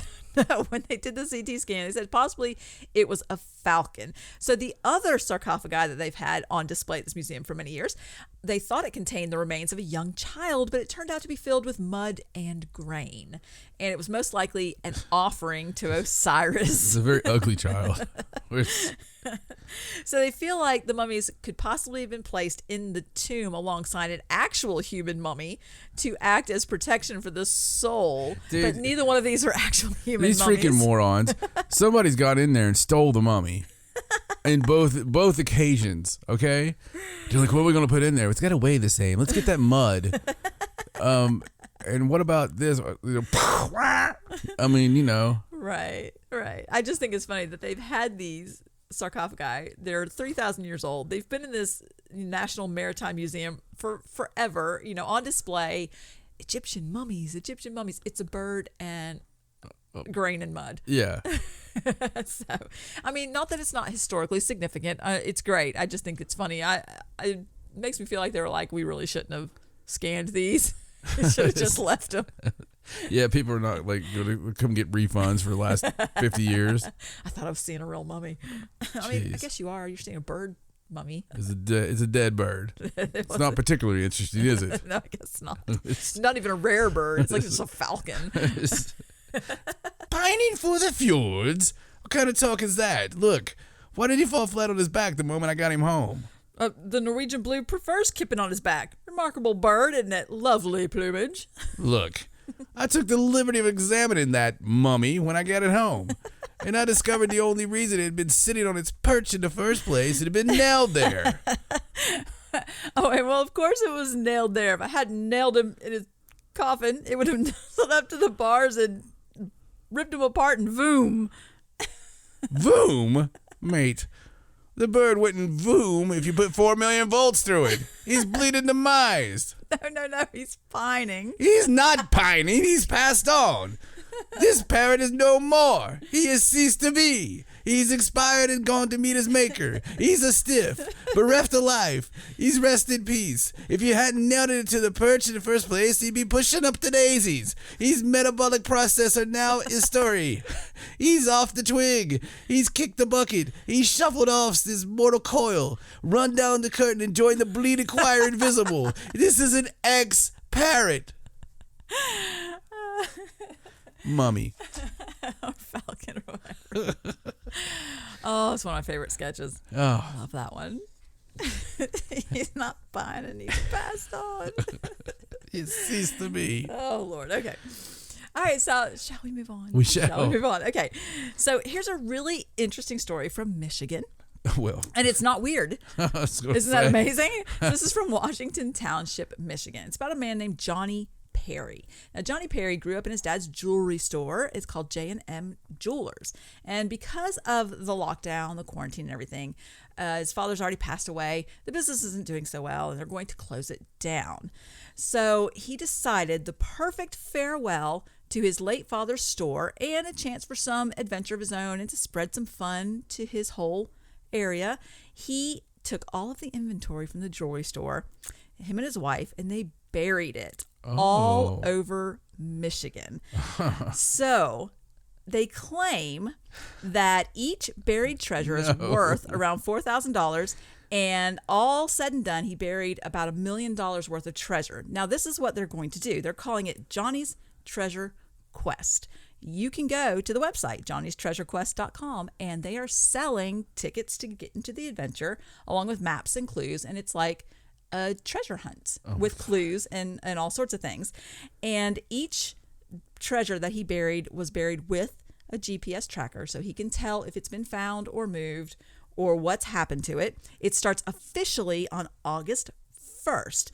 So he claims that, you know, the motto of the jewelry store all those years was life is made of memories. And that's what, you know, him and his wife kind of wanted to do with the rest of their inventory. They said that some of the treasure is 150 years old. And he claims that once you find the treasure, you can either keep it or you can bring it back and sell it back to him, and he will pay you for it to take it back. Or you can keep it. I mean, it's like diamonds, coins, it's all kinds of stuff. So weird, man. So I think it's just a way. I mean, a ticket to get into this treasure hunt is like $49. Yeah. So, you know, it is a way for him to sort of pass the business out of, you know, being open, but also make a little money, maybe not get stuck with a lot of debt after the quarantine, and also have some fun and give everybody a chance to maybe find something amazing. Right. Well, So, I mean, I know you love that, but do you think, I mean, he couldn't have done it at a better time. I mean, we just found Wee Wan Wiggly's treasure there in the, whoever that guy was. I forgot now. Forrest Fenn. Yeah, they found it. So Although I think his name should be, what'd you say, Wee Gon Wiggly? yeah. Yeah.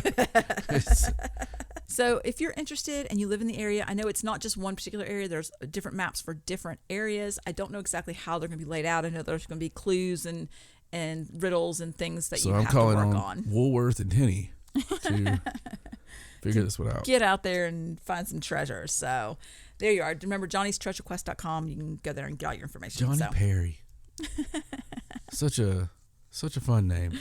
It is. It really is. Johnny Perry. Mm-hmm. Sounds like a singer, doesn't it? It does. I don't know why. The new lead singer of Journey, Johnny Perry. Was it Steve Perry? That was Steve Perry, yeah. All right, so let's move on and let's do the story. And now this is funny. This is a story about Dan Aykroyd, and we just talked about Dan Aykroyd. Oh yeah, we gave him all kinds of love. show. Yeah, I know. And so then this story came out about how he is back in the paranormal realm with a new Travel Channel series. of course. And it's called Hotel Paranormal. Now, I think this has already started. I have not had a chance to see it yet, but it sounds really interesting. It takes the people who report paranormal encounters in hotels seriously, and he lets people tell their stories. He takes whatever evidence they have and just presents it. He's the narrator, and he was doing this interview and just talks about how much he really enjoys doing this show because he, we already talked about how interested he is. And this article even talks about him and his father and his grandfather. Even he says his great grandfather was part of this open, paranormal society and stuff that they passed down through their family. And so it talks about in this article a little bit about some of the episodes. It says that the premiere episode chronicles the case of a repo man named Frank Ramirez. In room 38 of a Texas hotel, he recorded a cell phone video of the telephone receiver jumping off the cradle. Wow. In his hotel room. And then on his drive home, he says he saw a spirit in the back seat. And ultimately, he ended up seeking out a priest to perform an exorcism for him. And, Dan Aykroyd's like, I totally believe his story. Well, of course he does. He's got this evidence and stuff. And there's other evidence presented in other episodes. I think someone had a picture of like a female spirit with a veil and hovering 5 floors up outside of some guy's hotel room. They had a picture of it.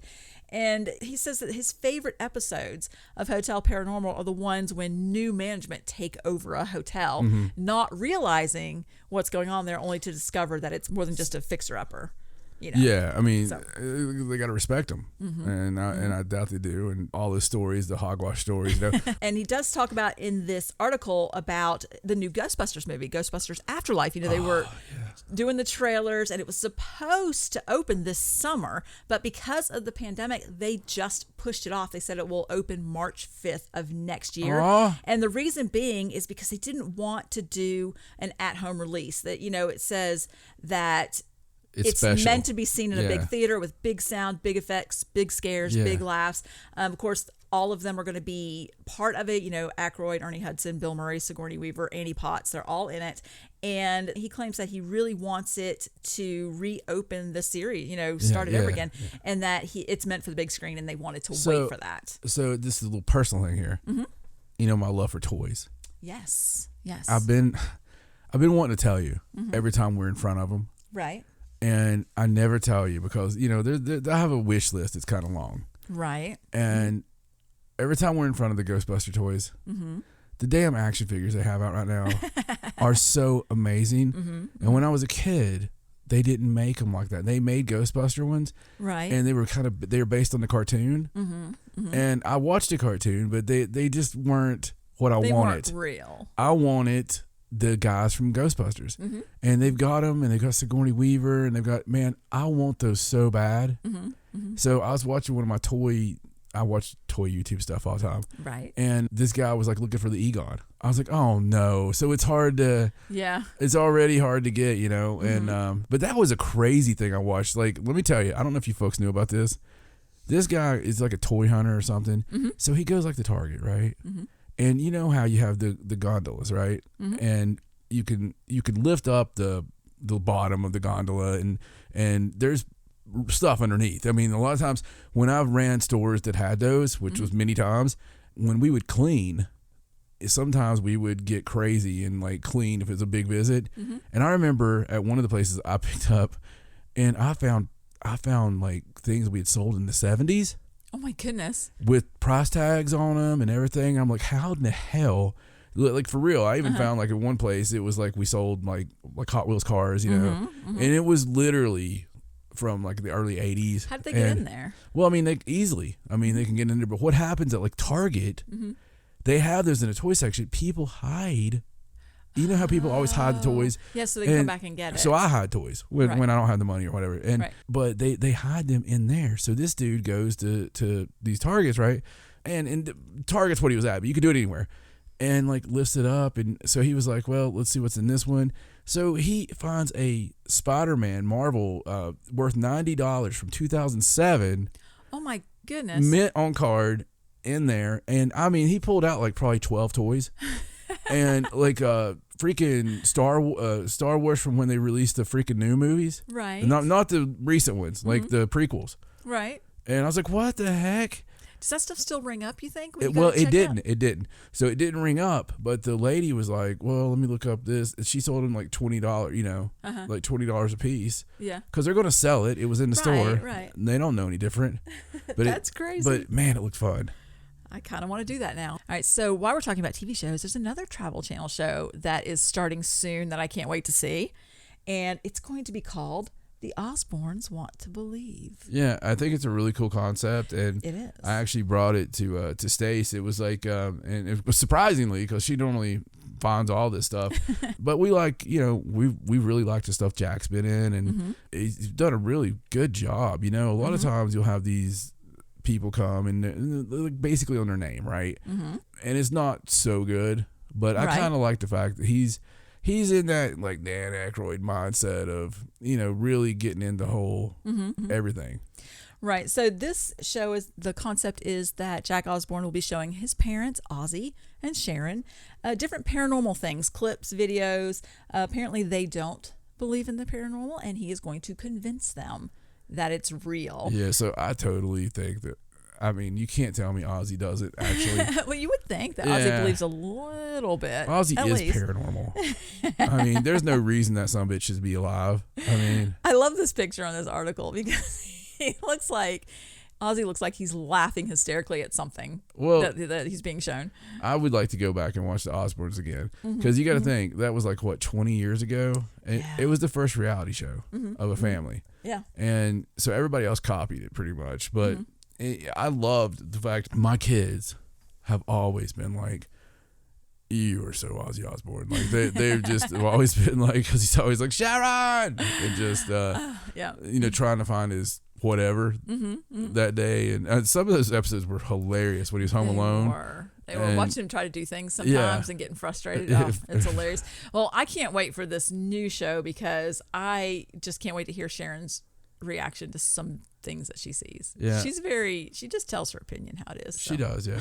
She really does. It's good to see them all together, though. Okay, look, so I have to talk about this because I had missed this. This goes all the way back to February, but hey, it's pandemic, right? Right. It's all, time is relative. It's right. Timey-wimey. Yeah, timey-wimey. So Ozzy had that song come out, or the album, and it was freaking great. It's fantastic. I think we even talked about it. Yeah, it's great. You could listen to it over and over and over. So Ozzy Osbourne stars in a new 8-bit video game, The Legend of Ozzy. And we love 8-bit. Yes. In this house, we could just play 8-bit only. But so Ozzy Osbourne's Ordinary Man was released last week. Give you a little timestamp there. And a unique tribute to the Prince of Darkness has emerged in the form of an 8-bit video game titled Legend of Ozzy. The goal of the game is to collect as many blood droplets as you can, or the Ozzy bat will die. There are also green crosses to replenish your health. If you kill a monster and gain enough coins, other strange obstacles gamers must dodge are wolves, devils, and evil eyes. Isn't that awesome? That's awesome. I gotta play that. Yeah, that sounds really fun. Makes me want to listen to that album again. I just want to see what 8-bit Ozzy looks like. Yeah, well, I think it's just a bat. I think it's he probably just turns into a bat or something. Possibly. All right, well, let's move on. Okay. All right, so this next story is about Elon Musk. My man. Yes. I love it. I love Elon. This is about his Neuralink. And the story is about how he's about to reveal huge news on his AI brain chips, the Neuralink chips. Can't wait. Basically, they're brain implants, and they let you connect to devices with just your mind. I'm ready, Elon. He did say he did an interview with Joe Rogan recently, a while back, and he I watched it. claimed that the device could one day fix anything that was wrong with the brain. Like, they want it to be inserted in the human brain to help treat injuries, help trauma, but also so that you could become a genius. So you could download any information you connect want. to your devices, Yeah. anything you want to do. Lots of just total transhumanism all over the place. Yeah. So this particular article is about how he tweeted recently that there's going to be a huge progress update coming up, and it's on August 28th. So something major, reveal, huge news about this whole brain chip thing, August 28th. So we have a lot of downloads, and we have a lot of people listen to us from everywhere. Right. A lot of Cali. So I'm just saying here, whoever knows Elon or Elon, if you're listening, a huge fan, and I've said it for years. I'm the front of the line, okay? I could be considered a medical anomaly. The fact that I'm alive with some of the things, and I can tell you in private, some of the things I've done to my body, it's worth looking at my brain under a scanner, just from the head trauma alone. Right. But no, dude, look, I absolutely serious. I would go in there. I would let them put it in. Okay. I would let them upload whatever they want. Okay. I even at the fear that our internet's not good one day, and like I'll be standing there with my mouth open in the kitchen and my eyes be rolling around, like, trying to load. But I hope that's not what happens. it's Could you just close his eyes? He's loading. He's been loading forever. Oh, you're gonna love it, though. You're gonna love it. You'd be like, "Hey, you want to go to bed?" I'll be like, "Yeah, hold on a second." I'll be like, "Siri, download Kama Sutra." So you're volunteering to be human trial subject? Absolutely. I mean, you'd be an interesting one. All I want with all that stuff's going up all in I your want mind. him to do is all I want him to do is double what I make. I gotcha. Just You blow the chip out. Well, no, double what I make. So I can have time to really get this thing going, because they're going to want me on news tours and things like that. So I'm going to have to be part of that. I'll do sexual favors for him, whatever he needs. I mean, it's Hollywood, so he needs to know this stuff. Right. Just putting it out there. Well, I mean, once he gets around me, he's like, "Oh wow, you are 6'3". That's pretty impressive. We don't have a lot of those out here. Most people come out here like Tom Cruise, and wow, they're 3'11", and they're 2-foot shoes. They go by the name Underhill. And that's Underhook. Sorry. Shut up, Dominic. So, let's move on, Okay. shall we? Just wanted to let you know there's big news coming for that. Okay. So next story. This is kind of interesting. You're gonna find me one day. I'm gonna wake up one day. You're gonna be gone. There's gonna be this note that just says, "Gone to see Elon." No, dude, no. This is the deal. So we got a lot of things going on, and we do. So there's a good chance we could be living, and you never know. We could be living in LA soon. You're gonna wake up one day, and I'm gonna be in bed with like Elon on one side, Lacey Chabert on the other, a confused dingo. It's just gonna be, and you're gonna love it. You're gonna come. You're gonna freshen the sheets up. You're gonna crawl right in. Freshen the sheets up. Oh, Jesus. All right. Shall we move on? They think Ozzy's bad. You wait. You wait. I'm gonna download the chip and figure out how to put the head back on the bat. All right. Go ahead. All right. So let's go on to this next story about a cursed rock. What? Like a cursed rock? Well, apparently it was a souvenir that was taken from a Colorado park. it was smell. You can't tell me that's not a curse. Poor guy can't get nothing out of his mouth.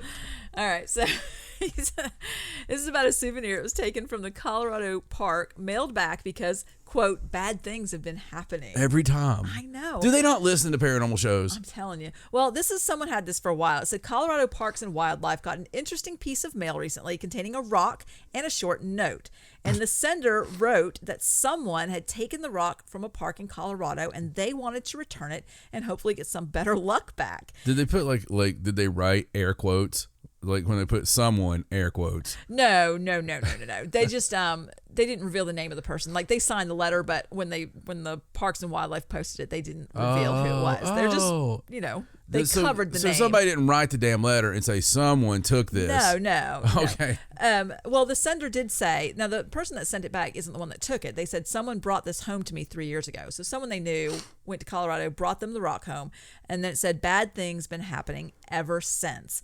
And then it said, sure, one of you can find which park it belongs in. Like, they don't even know which park it came from, just that it came from Colorado, and they've been having some bad luck ever since. So the Colorado Parks and Wildlife, they shared a photo of the note and the rock. They covered the sender's signature. And one of the Parks and Wildlife Department employees observed that the rock was red and it appeared soft like a sedimentary sandstone. And they said it was likely fountain formation like Red Rock's amphitheater in West Denver. So based on their knowledge, they, the various locations in the different properties, she surmised that it was likely that it was taken from Roxborough State Park. So that's where they're going to take it back to. I got a friend that's got some stuff from Red Rocks. Went to go see a concert out there. That's pretty cool. So, is taking just a random rock from a park gonna give you bad luck? I don't know. There's a lot of Native American presence out there. You never know what went on in that land. Tonto ever peed on that rock. I mean, or what? It was just a small rock, but it's just, there you go. Don't go to a state park and take anything, dude. Don't go anywhere and take anything. You can't take you anywhere because you're the one. Every time we're ever in something, you're like, oh, maybe I should pick up one of these gravels. What do you think? Yeah, but see, I take like insignificant gravels. I don't take a piece of like a big. Oh my God! Said the start of the horror movie. So as funny as that is, I actually have a little piece of the wall from Fort Knox in Maine. Yeah, it's in my collection over there. But it was already broken off. I didn't break it or anything. It was just broken off on the ground. But I could see where it went. Dude, I'm telling you. And every time she's done it, she's like, I wonder if this will bring a ghost. And like, you don't do it just hoping that it won't.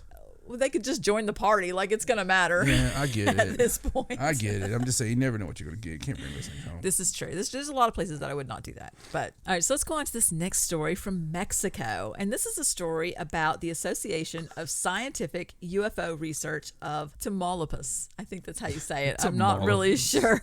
Tamaulipas. At any rate, this association, UFO Timmy, Association. it's a Tamaulipas.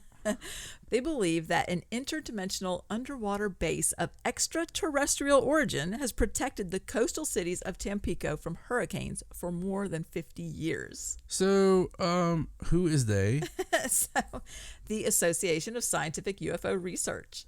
And the president, Juan Carlos Ramon Lopez Diaz, that's his name. Dude, if I wrote that down, they'd be like, you racist. That's his name. They got the whole thing in here. It's like they're only missing like Jorge and Escobar. So this is one thing I thought was really interesting about this. He claims to have visited the base via astral projection. Well, that can happen. Which he says he induced through meditation and a pescatarian diet. Yeah. So I've done it by sneezing before. Supposedly this area has suffered It's really strange. has suffered 4 direct landfalls in the 20th century. And even, I think the last big one was Hurricane Inez in 1966, killed like 74 people. But they believe that sometime after that, this base was established because they have not been directly hit since then. And explanations of exactly how and why the alien visitors are protecting this particular area, they're not really sure. They can't say.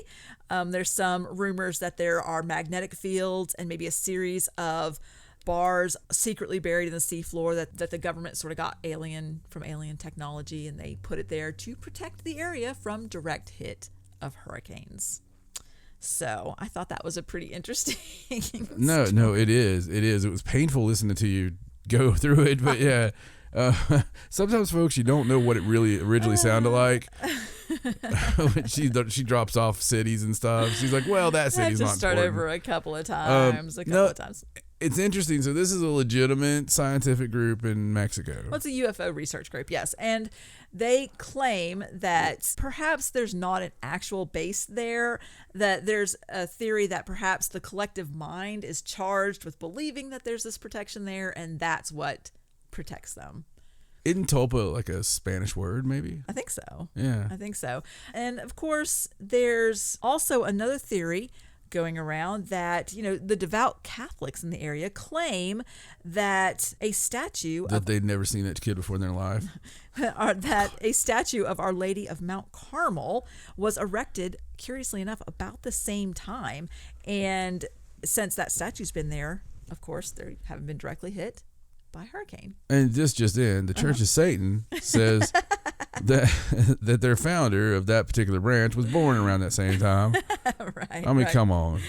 I know. The mountain says, I've been here the whole time. It's just an interesting thing to come out with. Now, it's not that there haven't been hurricanes in the area. They have had bad weather. They've just not been directly hit.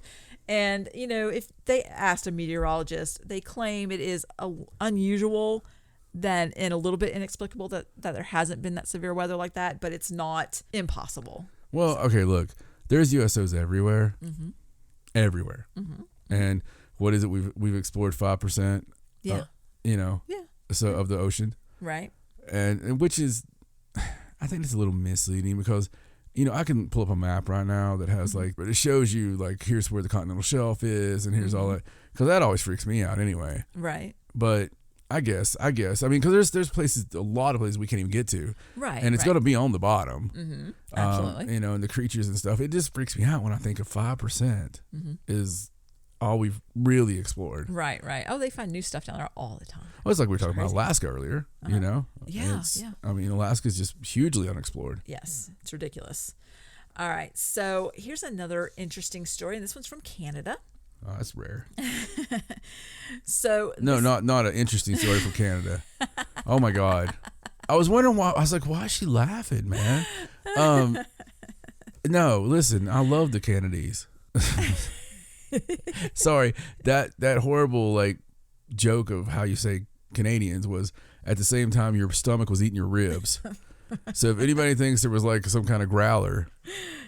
It's dinner time. Yeah. So this is about an unusual and disturbing discovery along the walking trails in Port Coquitlam, and it's prompted local Royal Canadian Mounted Police to reach out to members of the public for help and to scour the internet for possible motives. So in the past couple of months, 2 sewing needle pierced lemons were found hanging from branches. Excuse me, what? Along the trail areas. What? So people that were walking along the trails found lemons hanging from branches in the trees, pierced with sewing needles. And so they reported it. And it's funny because they weren't found at the same time, but both times they were reported, and they, instead of immediately phoning in the discoveries, they just emailed a picture and a little note about it, and then they took the lemons down and threw them in the garbage. Oh my God. And so there wasn't any evidence for the police to go on.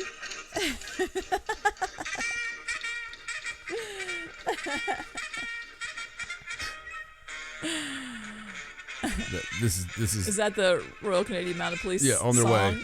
They're on their way out there right now. To find the lemons. Yeah. It's one of my favorite cartoons as a child, actually. You have no idea how much I love W.D. Wright.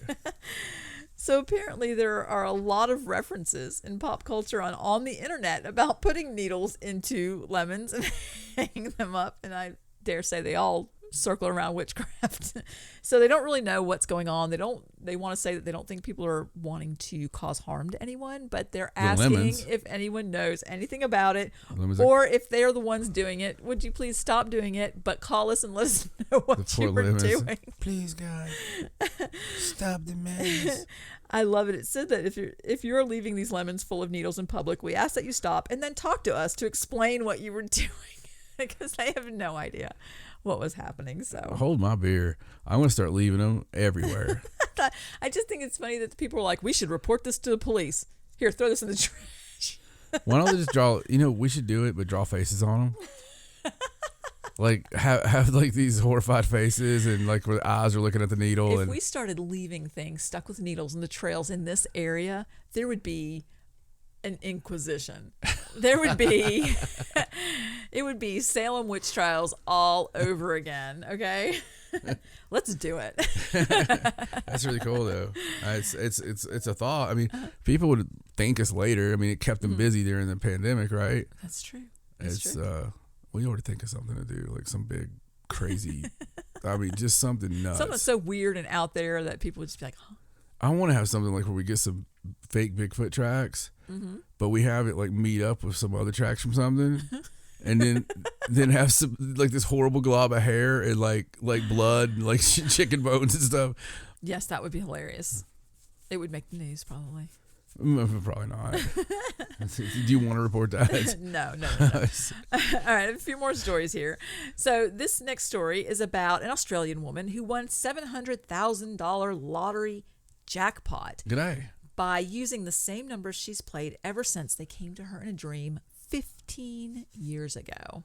So is that particularly like, you know? I don't know. She said the numbers came to her in a dream and she literally saw them appear one by one. And so she took that as a sign and she's been playing those numbers in that exact order ever since. And it took 15 years, but she finally How much did she win? won $700,000. Oh, well, hey. That's quite a lot. Oh, dango, ate my baby. No, that's really freaking cool. That's a lot of money. She said she immediately knew she was the winner when she saw the winning numbers because she'd been playing them for 15 years, so she knew them by heart.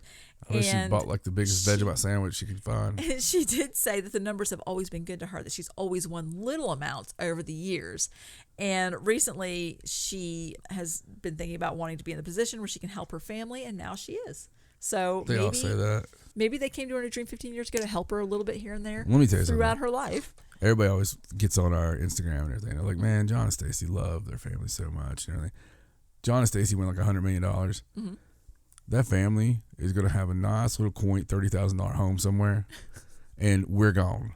You're going to see like little postcards of us from, you know, the moon. We with Elon and Lacey Chabert, you know, in some hot rod in space. Anyway. Oh, that's funny. All right. So this next story is from India. And it's about a family in India who believes that some kind of supernatural force has been raining stones and potatoes onto the roof of their home. Oh, Jesus Christ. As well as throwing them around inside the house. So according to a local media report, a man named Kingstar Thongani heard Christ. I knew you were Kingstar Thonganine? Kingstar Thongani. That's what it looks That like. sounds his like a name is. character from Hitchhiker's Guide to the Galaxy. He heard a knock at the door of a On neighboring. the other end of the galaxy, we found Kingstar Thonganine. So he heard a knock at the door of a neighboring house where his parents live. And so when there was no one out there, you know, that was knocking, the family suspected that the mysterious sounds coming back. They thought that it came from some troublemakers in the neighborhood. So they phoned the authorities. But when the authorities came and there was a search, there was no sign of anyone. Things took an odd turn when stones suddenly began raining down upon the house. So the cops on the scene could not figure out where the falling rocks were coming from. And the family eventually left the home for what they hoped would be like a less chaotic location. So over the weekend, Thongani and his children returned to the residence where they discovered a box of potatoes had been opened and emptied. Potatoes? Potatoes. What is potatoes, precious? You know, boil them, mash them, cook them in a stew. So since that time, their home has been pelted with not just stones, but spuds as well. Nacho stones. And it says that the activity is not confined to just the outside of the house, that those items, as well as various other household goods, have been observed flying around the residence as if propelled by an unseen force. So, of course, it's not pranksters outside if there's stuff moving around inside his house. No, it's haunted as hell. And they're claiming that, you know, they suspect that it's the cause of some kind of paranormal entity. Yeah, they've pissed off a god. Yeah, they've done something. I mean, potatoes and listen. Mm-hmm. Okay, here's how it works. India, they got a lot of gods, right? Goddesses and everything. And plus, we know. I mean, this place is woohoo. I mean, it goes back as long flying bananas. I mean, there's a lot of history. Right. And it's hard to always please them all. You do not have normal ghosts with potatoes and rocks. No, this is true. This is true. There's something going on there. Well, the village elders offered some comfort. Oh, it's getting good now. And their assessment was that when you say village elders in this little town in India, like a little village in India, this is what I picture. I picture like this big smile and skinny wearing, you know, when it looks like they're wearing the diaper, you know, the big cloth diaper, Right. is sitting Indian style, you know what I'm talking about, with like a long pipe, Right. and missing some teeth, and like the long gray hair, and like that's what long gray beard. Right. That's that. Don't you picture that? I mean, no, not specifically. You know what I'm talking about, like the big smile and Right. I know what you mean. Oh. I'm going to picture that now. But their assessment was that it was caused by either a deity or a supernatural being that is just passing through. They're just passing through. They'll be gone soon. No. It'll be fine. Potatoes and rocks are not passers. You don't think so? No. That's some long time. No, that's dedication. That's dedication. I mean, you don't just randomly throw potatoes if you're just coming through. No, they've definitely pissed somebody off. I see. There's something going on in that house. I'm sure there is. They're Christians or something. Well, I hope that they get it figured out, because it's kind of hurt to get pelted with a potato. Potatoes are kind of big. Dude, I would love. I would love if I want if we ever get infested with something. Mm-hmm. I hope it's something like penguins. You know, I hope that like for no reason penguins start hitting the house. And the people show up and they're like, why are penguins falling from the sky? You know, I mean. It sounds cutesy and all, but you don't want penguin guts all over the house. No, I don't actually want penguins around either. No, they're like freaking ninjas. So. All right, so this last story is about a company that previously sold a fragrance called Eau de Space. And it was like a fragrance bottler that bottled the scent of space, and you could buy it. Dare say, what is space? It's interesting. But this particular article is saying that they're set to bottle Eau de Luna, the scent of the moon. So it's a Kickstarter thing. Smells like cheese. People have donated money to, $500,000. Really? To get this going on Kickstarter. Oh my God. And it says that in this particular article that if offering the smell of space sounds like a joke, it was a joke at one point in time, because one of NASA's spacecraft contractors used it as an April Fool's Day gag in 2019. And then these people decided to take it seriously. And so this UK-based chemist with a history of creating unusual odors, his name is Steve Pierce of Omega Ingredients. He's worked for 40 years to produce, like natural flavors for food and beverage, and collaborated with museums and artists to formulate scents that would otherwise be impossible to smell. Right. And so he decided that he was going to start talking to For him, it's probably a astronauts. girl. To astronauts, because apparently, for years, astronauts have reported detecting an odor once back inside their ship's airlocks that was not there before they opened the hatch. Johnson. So that would be what space smells like if they're letting in some kind of smell. Okay, look, damn it. Do you know what happens if you try to smell in space? Right. Your brain explodes. No, that's why you can't smell it till you get back in the spacecraft. No, it doesn't have a smell. There's no oxygen. Okay, I believe that's a key ingredient for smells. Maybe not. It says one Russian cosmonaut said it smells like welding, like it's a very ozone, metallic, distinctive smell. And another astronaut, a NASA astronaut, claims that it smelled like cream of mushroom soup. And other space explorers have likened it to the smell of space to burnt steak, rum, and raspberries, like tons of different stuff. And my question is, why do you want to smell like that? Like, why do you want a fragrance that smells like that? I don't know, but it's ridiculous. And those people are just smelling their neighbors. Well, honestly, I think because everybody smells something a little bit different, I feel like it's some kind of chemical thing in the brain. Yeah. Like maybe it's not a smell that's coming in from outside. Maybe it's something that's happening so in their heads. The cosmonaut is smelling like industrial. Come on. He's smelling his mom. She worked in that factory, and more than likely, I don't know. Well, anyway, you can go to Kickstarter and you can go to find Kickstarter. Smell of Space and You folks better Smell not. of the Moon. No. Eau de Luna. I don't know how much this stuff costs, but Too much. yikes. I don't know why anyone would want that. A bottle farts. All right. So that is all of my news. All right. Well, that was interesting, to say the least, or the most I could say about it. Really, that was some fun stuff. It felt kind of dangerous at times with the rocks and the taters, and it felt like an unfortunate series of natural events. You could have labeled several of these stories that. Yes. In fact, you could label most of our shows that.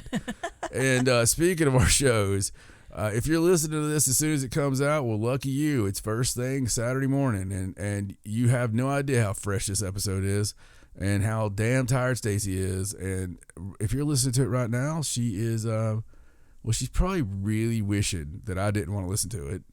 And then we're going to be live in, 24 hours. Mm-hmm. So if you miss it, don't feel bad. You can get the replay because it'll always be there. Mm-hmm. But John and Stacey versus the Unknown is going to be amazing. And we are going to launch this bad boy on our Patreon tomorrow night. So it's patreon.com/Paranormal Sideshow. Mm-hmm. That's basically the only thing you need to worry about right now. Mm-hmm. And we're going to see you again next week. For my lovely wife, Stacey, my name's John. So long from the Sideshow. Good night.